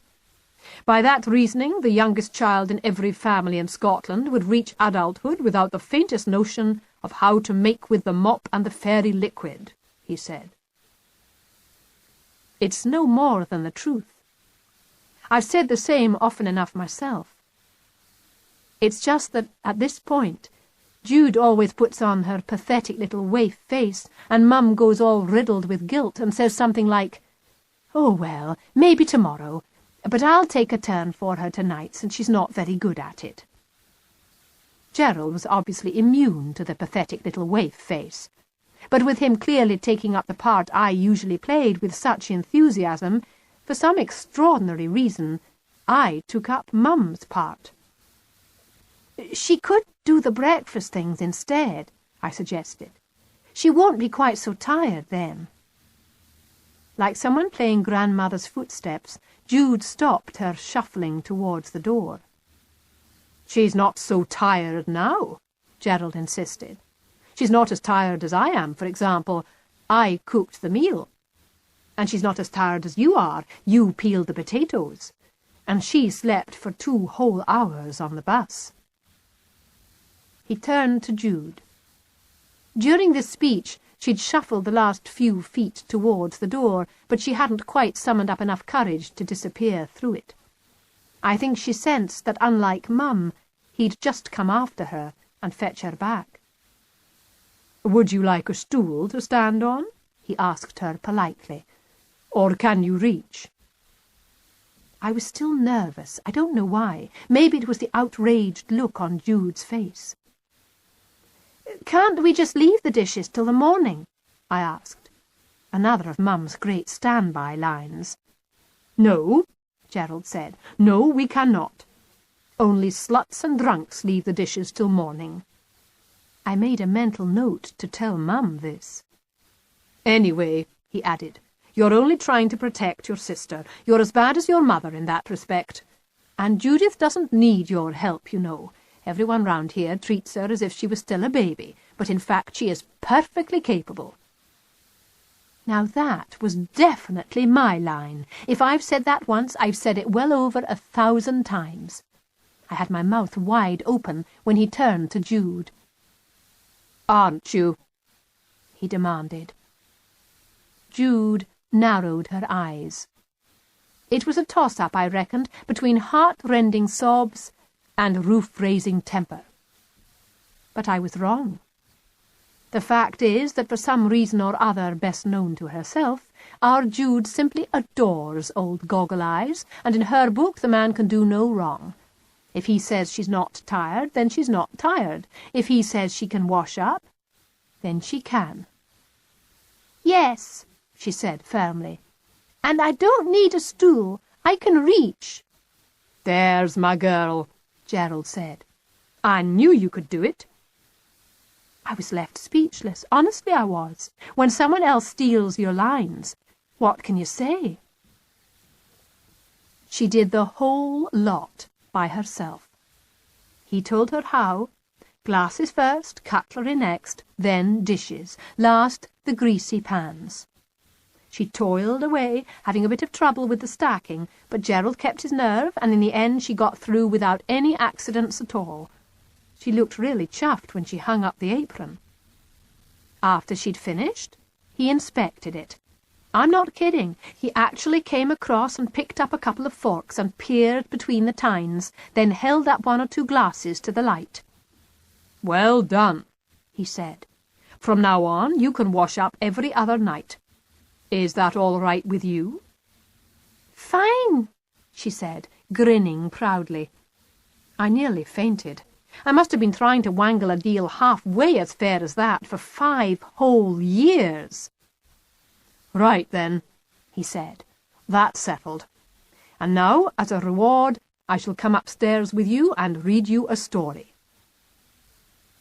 He may, or may not, have read her the story first. I don't know. It was at least 10 minutes before I went out there. But when I walked past on my way to the bathroom, it wasn't a story he was reading to her, that was for sure. I heard the soothing rumble of his voice right from the top of the stairs. "Higher-rate taxpayers, like non-taxpayers, have to take care they get the best from their savings. For both tax-free investments such as personal equity plan, save-as-you-earn schemes, and friendly society investments are all attractive. Because of this, of course, the Inland Revenue sets very strict limits on how much can be invested." I peeped in. He was propped up against her pillows, his legs stretched out on her coverlet. He'd kicked his shoes off on the bedside rug. She lay comfortably in the crook of his arm, listening in rapt attention as he read to her from the Ross and Killin Building Society step-by-step guide to good money management that came free with her big plastic acorn money box. He came down 10 minutes later, triumphantly flicking off unnecessary lights. 7, 8, 9. There, that should slow the little electric wheel down to a sprint. I followed him into the living room. I had to. It was practically pitch dark now all over the rest of the house. Before he even noticed I was behind him, he'd stepped across and flicked the television switch as well. With perfect timing, Scott's money box appeared on the screen. I sat beside him on the sofa. After he'd been so nice and cooked our supper and saved me half the washing up for the next 10 years, it seemed rude to sit miles away in the armchair. "Don't you ever get bored with all this stuff?" I asked him. "Stuff?" he said. "What stuff?" I nodded towards the telly.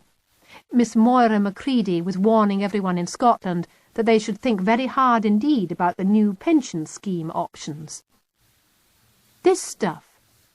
Don't you ever find it the slightest bit boring?" "Dear me, no." It seemed to be the first time the idea had struck him. "Not boring, no. Not at all boring." His answer interested me. "You don't think it's a bit of a boring way of looking at the lovely green planet you live on?" A spot of pink rose on his cheeks. I think he thought I might be getting at him, but I was taking the most enormous care not to seem hostile or aggressive or contemptuous. I truly wanted to know. His eyes shifted from me to Miss Moira Macready on the telly, going on and on about the advantages of contracting out of the state earnings-related pension scheme, and finally he answered, "It's just the way I've always thought about things." I took even more care now. Casually picking at a loose thread in my sock, I asked him politely, "But, Gerald—" "Yes," I said it. "Suppose you looked around you one day really hard and suddenly had a sort of vision. Suppose you saw the trees and skies and clouds and birds and animals as clearly as if you were seeing them for the first time, and realized you maybe only had 100 years to live on the planet, and make the most of them all and be happy. Wouldn't you think after that vision, whenever you were reading the stock exchange reports or building society handbooks, that maybe the way you think about things is, well, a little bit boring?" I meant thin, miserable, unimaginative, blind, stupid, but being polite, I said boring. However carefully I wrapped the question up, I still thought he might find it rude. But I wanted to know the answer, I honestly did. It suddenly occurred to me that part of the reason I couldn't stand Goggle-Eyes was because he was so different from me and Mum, and thought and cared about such different things. And suddenly I thought, if I could only understand, I might be able to get along with him better. However offensive the question may have appeared to him, he didn't seem cross. He gave it quite a bit of thought while Miss Moira Macready burbled on about additional voluntary contributions and death in service cover and alternative options. And then he finally came out with it. His explanation. "Maybe it's just because I really am boring myself. I think I might be. Sometimes I look at people like you and your mother, and I think, no, I was never like that, even when I was young. Maybe I was born boring. Maybe I was boring in my cradle." His eyes were still watching Miss Moira Macready opening and shutting her mouth, but he no longer heard her. He wasn't just politely answering me now. He was telling me something that mattered to him, too. "And part of me thinks that's what your mother really likes about me. I may be boring, but I have one or two of the old-fashioned virtues that often go along with that. I'm steady and reliable and predictable, too. Maybe she needs that. Sometimes I honestly believe that is a side of me she likes to have near her. I know your sister does." He turned and smiled.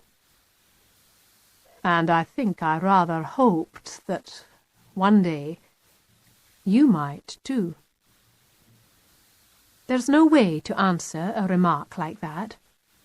Oh, you can drift upstairs after a bit and think about it all you like, but there's no answer you can really give except to shrug in an embarrassed way and smile back, and I did both those. But later, lying in bed waiting for Mum, I wondered if I hadn't been a bit unfair on poor old Gerald Falkner, deciding so early on that he was the worst thing to have happened to our household since Dad packed his boxes and went off to Berwick-upon-Tweed. After all, if you thought about it, it wasn't really Gerald's fault that Mum seemed so much brighter and merrier when she had his company as well, and not just ours. Or that she went out to the cinema so often right after she first met him. She could have said no and stayed home. I got a bit of a guilt pang when I remembered she'd tried that, and I'd got even crosser. No, I'd not been all that fair. And it had been a bit mean, too, to blame poor Goggle-Eyes just because he liked to see Mum in her smartest clothes and thought she had nice legs. Simon thought Mum had nice legs. So did Dad, when he bothered to say so. What was so wrong, for heaven's sake, with simply liking someone's legs? I was still lying there in the dark, wondering why on earth I'd gone so berserk that first evening, when Mum came home. I don't know why I didn't throw back the covers and rush downstairs to greet her at once. Perhaps if I had, the ghastly quarrel between Mum and Goggle-Eyes would never have had time to happen. So why did I stay upstairs, lurking so quietly under the blankets, pretending I was fast asleep? Was it really only because I was exhausted and the bed was toasty warm? Or was it because, right from the moment Mum slammed through the front door, shaking the walls and shouting, "I'm home, folks!" so triumphantly, I could tell there was trouble brewing. "Rosalind, please, the girls are fast asleep. Don't make so much noise." I can imagine the look that came over Mum's face at this sort of greeting. "Is this the welcome for the conquering heroine?" When he answered, his voice was muffled, but I could still hear. "There's nothing heroic about waking two exhausted children." Mum sounded even more reproachful now. "You might have let them stay up." "Kept them up, you mean, just to cheer you in? That's a bit self-indulgent, isn't it, when they've got school in the morning?" I expect she was all cold and cross after hours of hanging about in the police station and then the long ride home. "They would have been a lot more welcoming than you." "Naturally. They've been a lot better indoctrinated than I have into believing that what you're doing is important." What were those thuds? Were they just her muddy boots hitting the floor, one after another? "It is important." "Some people might say that getting yourself arrested on the spur of the moment is not so much important as irresponsible." Now that was definitely the coat cupboard door being slammed shut. I know what she's like when she's getting really annoyed. I bet she even swung round and put her hands on her hips before starting in on him properly. "Now listen, Gerald. It's good of you to bring the girls home and stay with them. I'm very grateful. But I'm not prepared to stand here and listen to abuse, and I don't take kindly to being called irresponsible by you. I am not irresponsible." Her voice was rising now, louder and louder. She was working herself up. "I think very hard before I take either of my children on anything like this. I don't take them anywhere the army is. I've seen how mean and rough and badly disciplined those boys can be. I don't take them anywhere there's horses or razor wire. I don't take them anywhere at night, or anywhere things might get out of hand. So don't you dare to call me irresponsible." She was shouting at him now, shouting at him good and hard. I wasn't at all surprised to see Jude float like a wraith through the dimly lit shape of my open bedroom doorway and feel her climbing in my bed at my side. "She'll stop in a minute," I whispered. "She's just very cold and tired and hungry, and he said the wrong thing." She didn't stop. She was so cold and tired and hungry, she let him have it like a meat-axe between the eyes. I'm amazed that the neighbours didn't start pounding on the walls, or perhaps they preferred listening. They could have listened while she yelled at him that she was sick to death of having to pitch out and make such efforts, and she was angry, yes, angry. More angry than he could imagine or she could say. Angry enough to leave home and band with thousands and thousands of other people to pull down the miles of wire fences that hid these fiendish, stupid, cripplingly expensive weapons from all the people who were paying for them, and in whose name the lovely green planet we were living on might soon be changed into a smoking ball of rubble. "You say it's kept the peace?" she yelled. "Peace? Call this peace? Oh, don't be so stupid, Gerald. Don't be so blind. This isn't peace. Peace is security. Peace is living in confidence. This is like being 6 miles high in a tinny aeroplane, thinking you feel quite safe. Then the moment a little bit of turbulence hits you, realizing you're actually terrified and would sell your soul to have both feet firmly fixed on good brown earth. You!" she shrieked. "People like you are the dangerous ones now. People like you who are so thick, so stubborn, so gullible. Go on. Ignore the billions of pounds wasted each year on these terrible weapons. Go on, ignore the risks the power stations might explode or start leaking worse than they do already. Carry on, Gerald. Believe the government experts, though you know well enough they've lied to you again and again. And don't forget to ignore the generations of children forced to grow up fearing they'll blow up. Go on, Gerald. Go home and put your head in a paper bag. Keep goggling away at your important share prices and your important interest rates. Don't act irresponsibly, for heaven's sake. Don't worry about our frail little green planet. I'm hugging Jude tight now to stop her trembling. He won't yell back at her, I whispered. He won't, I promise. He won't stay and fight. He won't lose his temper and he won't hit her. He's steady and reliable and predictable. You can depend on Gerald. He will just go. That's what he did. We didn't hear a word. Only the door as he pulled it closed behind him, and then, through the bedroom window, his footsteps ringing down our garden path. You can depend on Gerald. He just went. Chapter 8. In the gloom of the cupboard, it was hard to see Helen's face clearly. But it was pretty obvious the idea of Goggle-Eyes striding out hopelessly into the storm like Captain Oates was not her idea of a fairy tale ending. Poor Kitty!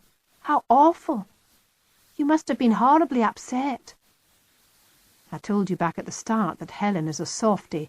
I couldn't help teasing her a little bit. Horribly upset? I repeated. Is that how you'd feel if your mum and the grey-haired what's-his-name bust up? She shook her head. It's not the same, she told me firmly. Goggle-Eyes sounds quite nice, really, underneath, once you got used to him a bit. Toad-Shoes is quite different.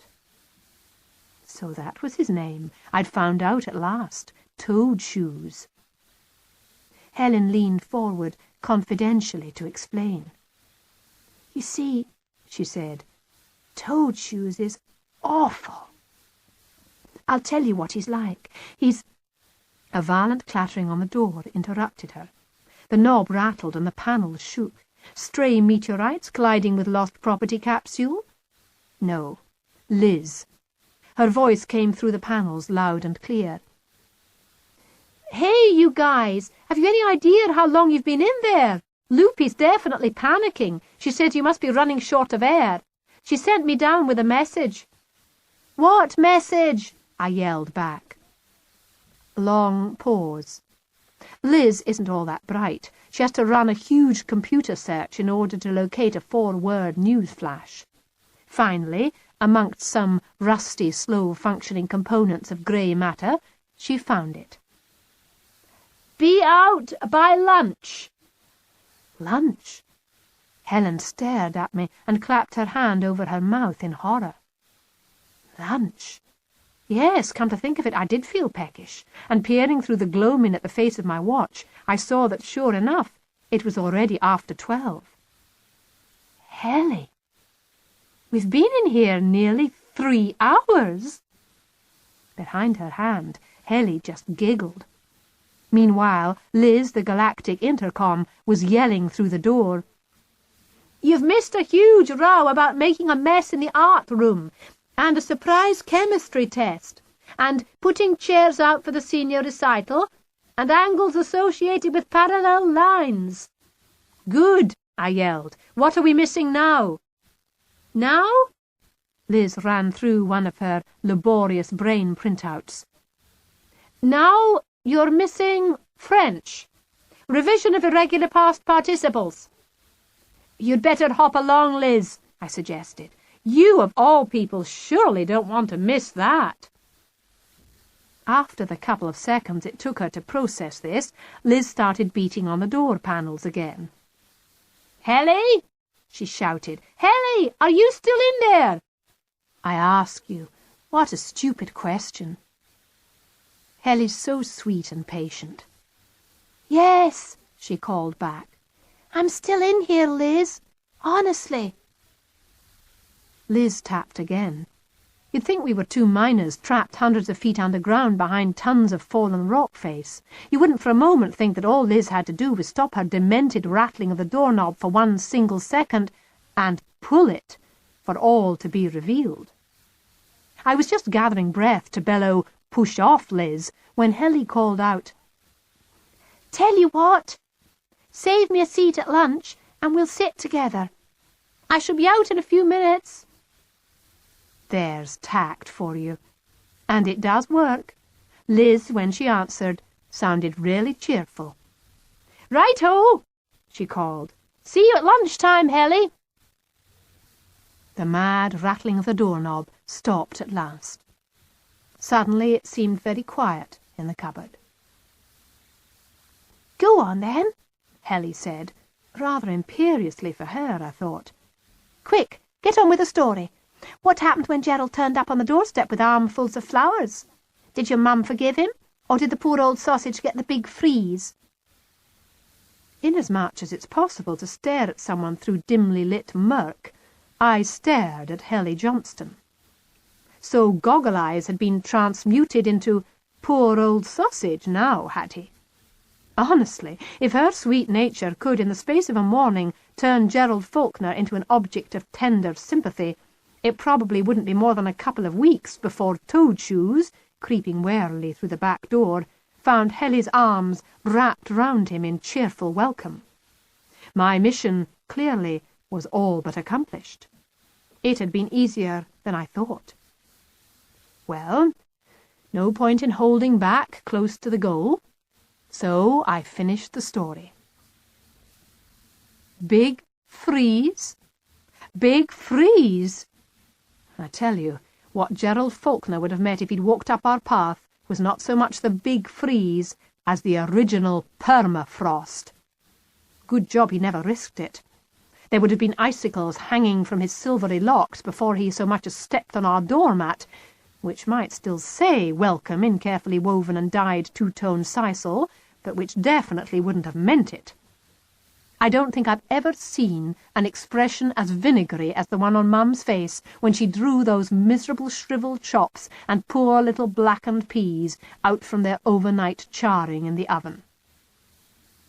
"Take my advice, Kits," she said to me a shade incomprehensibly, but with unmistakable venom. "Never confuse a man's concern for your physical welfare with his support for any of the rest of you." "No, Mum," I said. Best not to argue, I've always found, when you can see the bags under their eyes. "Didn't you sleep?" "Sleep?" she snapped, pushing her tangled hair back from her pale face. "Of course I slept. Why shouldn't I sleep, for heaven's sake? Naturally, I slept like a log all night. What on earth makes you think I couldn't sleep?" And that was that. What a cheek. I was so angry that I banged the door at her when I went off to school. Parents have such a nerve. If they decide it's inconvenient for you to know things or have strong feelings about them, then you don't know them and you don't have feelings. Simple as that. When she's in love with Goggle-Eyes, she doesn't even notice that I hate his guts, he makes my flesh creep, and I wish him dead. Then, over weeks and weeks, it becomes obvious to me that if I don't like him, I am going to have to lump him. And since I actually happen to live here, since this is my home, if you've noticed, I'd rather not go on this way. It makes me miserable. So I make this jumbo-sized effort to come to terms with Gerald Falkner, talk to him, see his good points, admit that he's really important to Jude, and he tries hard. And then, poof! Just because he gets right up Mum's nose one night, Gerald is banished for good. And once again, Mum simply goes and blinds herself to everyone else's feelings. That can't be Jude, you know, sitting so glumly on the sofa with her thumb in her mouth and Floss curled in her lap.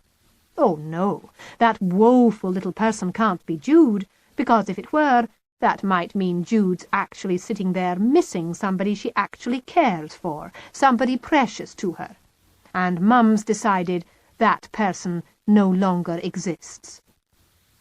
"Look, Mum," Jude charges into the kitchen every other morning. "Gerald sent me another postcard." "Gerald?" You know the tone of voice. Gerald? Gerald who? Do I know someone called Gerald? Not the response to encourage someone as shy as Jude to talk a little about how she's missing him. It makes me very angry. It's very dishonest. After all, it's not as if Gerald were just Mum's, to keep or drop as she chooses. Jude had become close to him too, for better or worse. They spent a lot of time together. He helped her with her homework. She depended on him. You could say he was even getting to be a little bit like another father. I tell you, the day I wandered into the sitting room and caught Jude trying to read the stock market report to herself, moving her lips and using her finger to try and keep her place on the enormous page, I nearly burst into tears. Honestly, I did. And I missed him too, if I'm perfectly honest. At first I only missed all the little things that you'd expect, the bright fizzy drinks, the boxes of chocolates, getting the radiator in my room fixed as soon as it went on the blink, that sort of thing. But then, as the weeks went by, I started missing all sorts of other things, like Mum sometimes being in those really good moods that came from having someone standing around admiring her for hours on end. Oh, she did invite poor old stand-by Simon round quite a few times, especially the week Jude started on multiplication of decimals. But it wasn't the same. How could it be? Simon is really nice, but he isn't Gerald. And I know Mum missed Gerald too. I could tell. Sometimes I caught her staring at the telephone. One day I even watched her sitting beside it for half an hour, wondering whether to pick it up and dial. But she never cracked. Even that Saturday morning when I told her I was going to the library, and I knew from the way her voice went all drab and flat as she answered that, like me, she was remembering the time she chased me round the kitchen table, laughing and trying to snatch my library card, and Gerald caught her in his arms. I'll tell you what else I missed. His little acid drop remarks. Like when we walked past a man shouting, "Equal pay for all," and Gerald whispered to me, "Mark my words, there speaks a poor man." And when it was my turn to take the gerbils at the end of term, and by the time I finally staggered into the house with the cage, it turned out the two of them had chewed up my report, every last word. Mum's face went dark. I think she thought I'd fed the stiff brown envelope through the bars deliberately. I reckon she was just on the verge of ripping my ears off when Gerald somehow got in first, sarcastically suggesting we try to sell the cage to CND head office as a cheap, efficient, and ecologically sound shredding machine. Mum fell about laughing, and I was saved. I wasn't the only person he rescued either. I've not forgotten that awful Sunday night Jude panicked utterly because she suddenly remembered she was supposed to learn a whole poem about winter for first thing Monday morning. The library was closed. Jude tore round the house, half frantic, close to tears, begging us to stop whatever we were doing and just think, please.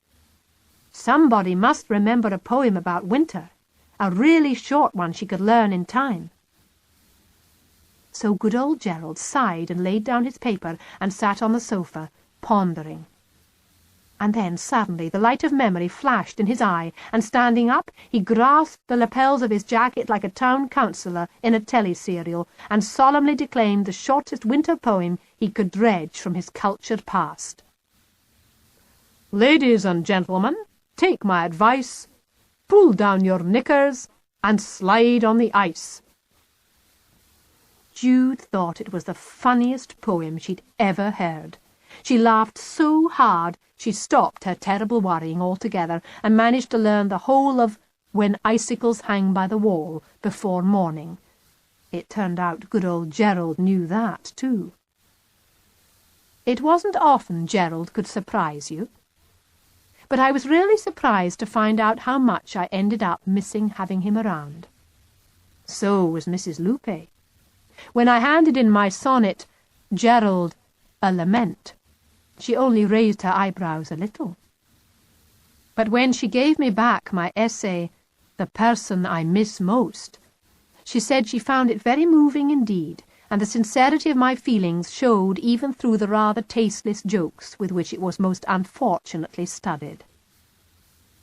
Give Gerald his due, he did his best to keep in touch without annoying Mum.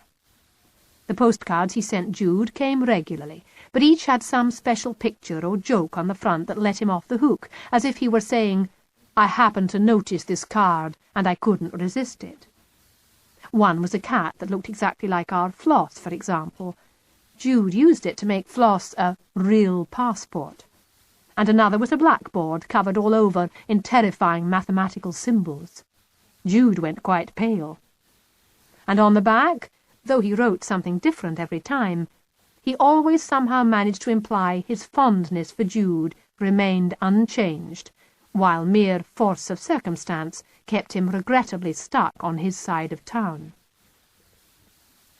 And I got something from him too, after a couple of weeks. It was a copy of a reply from the commander of the submarine base, and pretty weaselly and apologetic it was too, although there was no mention of chipping in for the dry cleaning of the suit. Mum said he only bothered to reply at all because Gerald made a point of sending copies of his complaint both to his Member of Parliament and to the First Sea Lord of the Admiralty. But that was just sour grapes. After all, if enough people took the time like Gerald to complain loudly and bitterly all round whenever they were splattered with mud by the police or the armed forces, some people's desks would soon be armpit high in disgruntled taxpayers' letters, and in the end the men in charge would probably find it less trouble to order their underlings to be more civil. Mum's mouth set like a trap when I said this, but she was in a bad mood anyhow.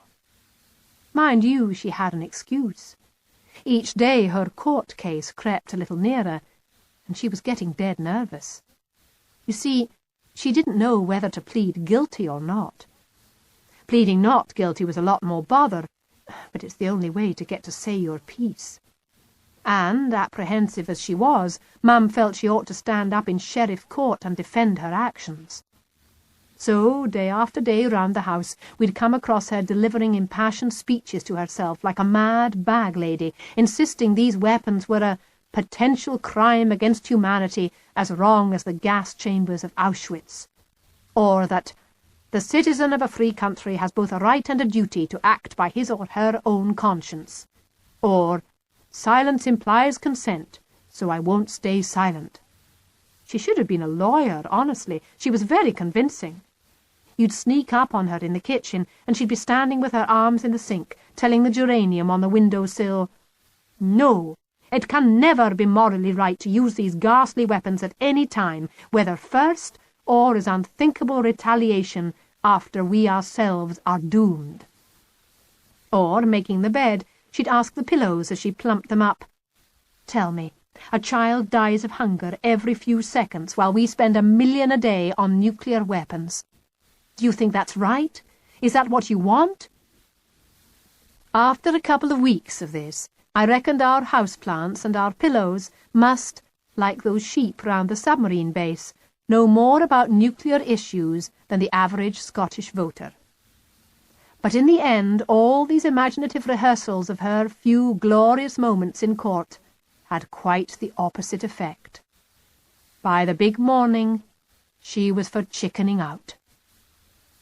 Chickening out? That's right. She slammed my breakfast down in front of me as if I'd been arguing, not just asking. "I'm going to go there, plead guilty, pay the fine, and come straight home. I've done my bit." Fair enough. She'd been so ratty, stamping round the house making political speeches, that part of me was quite relieved.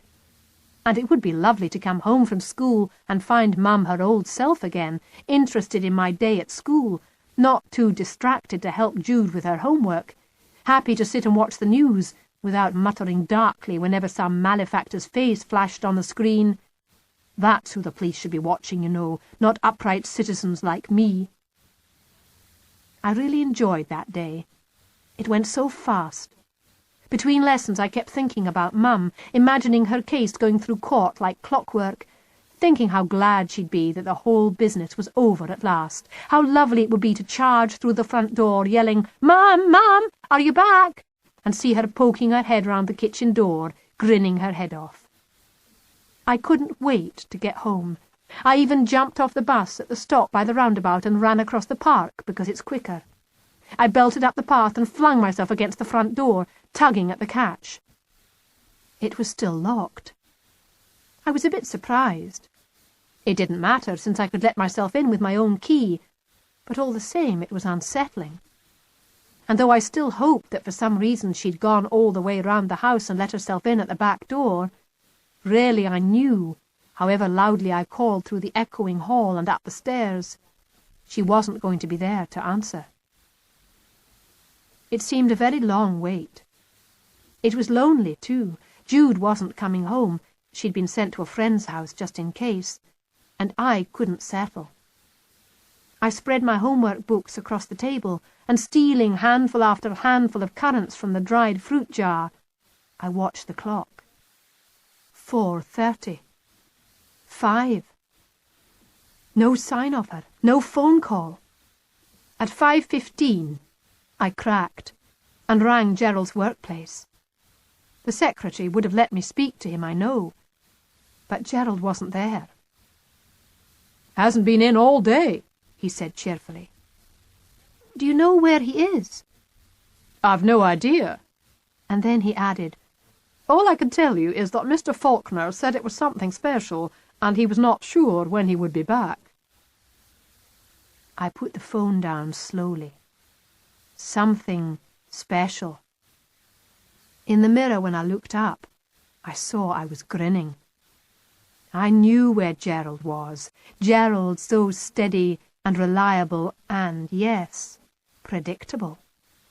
Not at all the sort of person to stop caring for someone just because she is in a mega huff about some serious issue they disagree on, and extra jumpy waiting to go to court. No, Gerald's the sort of person who can wait. I sat down in front of my books and did my homework without so much as another sideways glance at the clock. I didn't have to worry about Mum any longer, even if she was still hopping mad at him, and knowing her, she probably was. It didn't matter. He would still be there, sitting at the back of the court, making quite sure that everything went as it should, checking no one told lies about what she did or bullied her, lending her money to pay her fine if she'd forgotten her checkbook, making sure she got home safe. She didn't get home till 7:15. Her entrance was as immodest as usual. "Ta-da! Enter the heroine. Crack open the champagne." I pushed my books away and ran to hug her. "Are you all right?" "All right?" She swirled around, skirts flying. "Am I all right? I'm better than all right. I am magnificent." "What happened? Why are you so excited?" I wondered suddenly if Goggle-Eyes had captured her outside the court, shoved a ring on her finger, and made her agree to marry him. "What happened? I'll tell you what happened. I was wonderful." "Were you acquitted?" "Acquitted?" She looked blank for a moment. "No, I don't think I was acquitted. I think I was discharged." "What's the difference?" She reached out for my hands and spun me round. "Oh, how should I know, Kitty? I'm not a lawyer." Then, dropping my hands, she kept on spinning round by herself. "But I should be. I made the best speech in the world." "How come?" I interrupted her. "How come you got to make a speech at all? I thought you told me you were going to plead guilty." She blushed. That's not like her. "I was, but then I got a bit confused and pleaded the wrong way." "That's not like you." "I told you I got confused." "Why?" I asked suddenly. She's not the only one who'd make a good lawyer. I myself have a pretty cunning line in subtle prosecution questions. "Why did you get confused? Was there anyone sitting in court you were surprised to see?" She stopped her spinning and peered at me suspiciously. "You knew," she accused me. "You knew he'd be there. You could have warned me, Kitty. He practically startled me out of my wits. You've no idea what a shock it was to see him sitting there glowering at me between the Quakers and all the flowery headscarf supporters from St. Thomas and St. James. At least he turned up. She grinned. Oh, yes, she said, he turned up. And since he startled me into pleading not guilty, he got to hear my historic statement. She would have started off the swirling and spinning again, but I stopped her. Right, I said.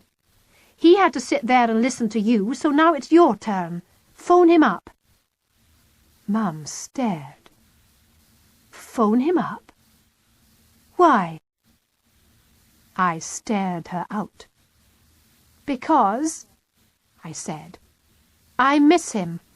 I'd like to see him, and so would Jude. You saw him today, but we didn't, so now it's our turn. You phone him up and ask him over here. Normally she'd have argued. I know she would, at least for a couple of hours. But I had sort of floored her with perfect timing. She felt so good that nothing could spoil her mood. Part of her was pleased that he'd taken the trouble to turn up and support her, and part of her felt guilty because deep down she really knew we missed him badly. Mrs. Lupe says living successfully in a family is largely a matter of timing, and I must say I picked exactly the right moment to put the boot in. All right, she said. I'll phone. I don't mind. We'll have him round tonight if he's free. He's free, I told her. He's been free for weeks. Of course he was free. I didn't have to eavesdrop Mum's end of the call for more than a few seconds before it was quite clear he'd be round at our house in almost no time at all. Trust Mum to take advantage. Oh, please, Gerald, on your way, would you pick Jude up from Hetty's? I don't know what he answered, but I can guess what he felt. I know how Jude felt anyway, because Hetty's dad told us later Jude threw herself into Gerald's arms with such force he was astonished Gerald wasn't more seriously winded than he was. They both looked fine by the time they arrived home. I let them in, since Mum was still upstairs. He strode through the door and hugged me tightly. His pockets were absolutely bulging with lemons. "You'll ruin your suit," I warned him. "It'll go baggy." "I don't care." He swung me round. It seemed to be National Make Kitty Dizzy Day. "Your mother was wonderful in court," he told me. "She was magnificent. She made the best speech in the world." I grinned. "I know," I said. "She already told me." "Glad to know her total lack of modesty remains undimmed," he remarked, quite charitably for him, I thought, and set to work steadily, reliably, and predictably, with knife and chopping board, ice cubes, and lemons. And that's how we go on. He's around a lot. I can't say he's altered any of his views. He still thinks I ought to keep my room clean and tidy, and open my curtains first thing in the morning, and not eat between meals. He still goes round the house complaining, "These lights are on again. I've just been round and switched the whole lot off. Now they're all on again." He hasn't changed. Mum has, though. He's got her firmly on his side now. She's on my back every Saturday morning, thrusting the duster in my hand, parking the vacuum cleaner outside my door. "Give it to Jude after you've finished," she tells me. "She has to clean hers, too." At least everything's fair now. Mum's back to being as tough with us as she used to be before Dad left. I think Gerald gives her the moral support that she needs to keep battling. She's even stopped paying me for the potatoes. He's still got the old sharp tongue. You can't organise a street collection or a demonstration without getting a barrage from Gerald about how you ought to be doing it differently or more efficiently or somewhere else. But he's been very helpful. His little printing firm runs off all our flyers and information sheets now, and I can't believe it's really all quite as cheap as he tells me. But he never comes along on demonstrations any more. He just sits at home with his feet up, reading the paper. We don't mind. After all, he was only an embarrassment. And when we come home now, crabby and exhausted, we never have to stop off at Patsy's Frying Palace and hang around for ages waiting for the next batch of chips. He always has something splendid waiting. I don't know how long things will last between him and Mum. You'd think it would be difficult to spend so much time with someone who thinks so differently about the world. But there have been no great explosions between them since that day when she went to court. Mum claims that's because secretly, though Gerald won't admit it, he was completely won round by her eloquence to our point of view. Gerald says that's nonsense. He says all that happened that day was that he finally understood what it all meant to her. He said she stood there, leaning on the rail, telling the whole court about the paint peeling off the walls in her hospital, and babies brought in grey-faced from coughing in damp rooms, and crippled children staring bleakly out of rain-splattered windows because their wheelchair batteries have run down and there's no one to change them. And how the sheer waste of it breaks her heart. So many people struggling night and day to care for those they love against tremendous odds, while little cliques of self-important rulers and blinkered soldiers play senseless and expensive war games. And it's our planet, said Mum. Ours more than theirs. There's more of us. And when we go to all the trouble and strain of raising our children properly, we want to know that there's a future. If we take time preparing proper meals and making our children practice their musical instruments, we want to know the chances are that they'll grow up and that there will always be music. That's why I cut the wire, Mum said. Because all day I work with people who need help. And I know more money is spent on these shiny new missiles than is ever spent on the people these missiles are supposed to be defending. And if things don't change, more and more people are going to come to believe the way they're living isn't worth protecting. Gerald says he hasn't changed his own mind at all. But now he understands better why Mum acts as she does. Next time, he says with a sly grin, he'll support her more strongly and look after both of us, so she can go to jail. She always smiles back so sweetly when he says this, but if I know Mum, it won't be so long before poor Gerald finds he's been taken up on his very kind offer, and she's been sent down for a month. I wouldn't mind. I get along with Gerald really well now. Dad sometimes asks when he phones up from Berwick-upon-Tweed, "No sign of wedding bells yet?" And I say, "No, not yet." But thinking about it a couple of nights ago, I realised things have changed more than I could ever have imagined since the day Gerald first came to our house. I still think the way he thinks is mad, of course. Nuclear weapons cost the Earth, and they could cost us the Earth. But I can live with him. He still thinks there are Reds under the beds, but even Gerald's slowly coming round to the view that better some are red than all are dead. Mum says not to worry. Like everyone else with any sense at all, he'll have to come round in the end. She even got him out last week, marching in support of her nurses. Trust Gerald, he turned up at the hospital carrying a banner that said, "Rectify the anomaly." Mum nearly died. He still won't pitch out for CND, though. I don't mind any more. I just feel so sorry for him that he's too blind to see what I see, too numb to feel what I feel. Sometimes when I go leaping and hopping down the street, and the air's crisp and sharp, and the leaves crackle under my feet, and the sun slides out from behind clouds like shining silver, I think that Gerald can't ever have felt this happy, not even when he was young. For if he had, he'd surely make more of an effort now to help us save the lovely little green planet we're living on, so others can take their turn forever and ever. And sometimes, when he's lolling about on the sofa on Sunday mornings, testing Jude on her knowledge of the stock market, I don't even bother thinking that.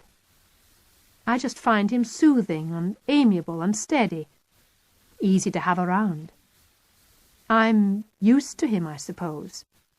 He's part of the furniture. I honestly believe if he and Mum got married, I wouldn't mind. You wouldn't mind? No, I don't think so. Not at all? Not really, no. She wrinkled her nose suspiciously, but she didn't argue. She just sat tight for a few seconds thinking. I didn't disturb her. Then, of course, Toad Shoes is different. He's not like Goggle-Eyes at all. He's awful. I'll tell you what he's like. He's... A frightful banging on the door interrupted her. I thought for a moment this was Liz again, back to screech another public service announcement through the lost property cupboard door. But this particular visitor was no ineffectual knob-rattling slouch. With one sharp tug, the door flew open. Helly and I were blinded by the light. Mission control. I don't think, for all her great insight, Mrs. Lupe is any more cut out to be a Samaritan than I am. Considering the last time she set eyes on Helen Johnston, Helly was a gibbering, blubbering wreck, I thought the tone of voice was somewhat waspish. "Are you two ever planning to come out?" I stumbled to my feet. Oh, agony, pins and needles. While I was doubled with pain, grinding my foot against the floor, Mrs. Lupe put poor old Helly through the 3rd degree. "Feeling better, dear?" "Yes, thank you, Mrs. Lupe. I'm ever so much better. I think I'm fine now, honestly." "You don't want to go home?" "No, really, I'm all right. I feel much better." "You've been in this cupboard for an awfully long time." "Kitty's been telling me a story."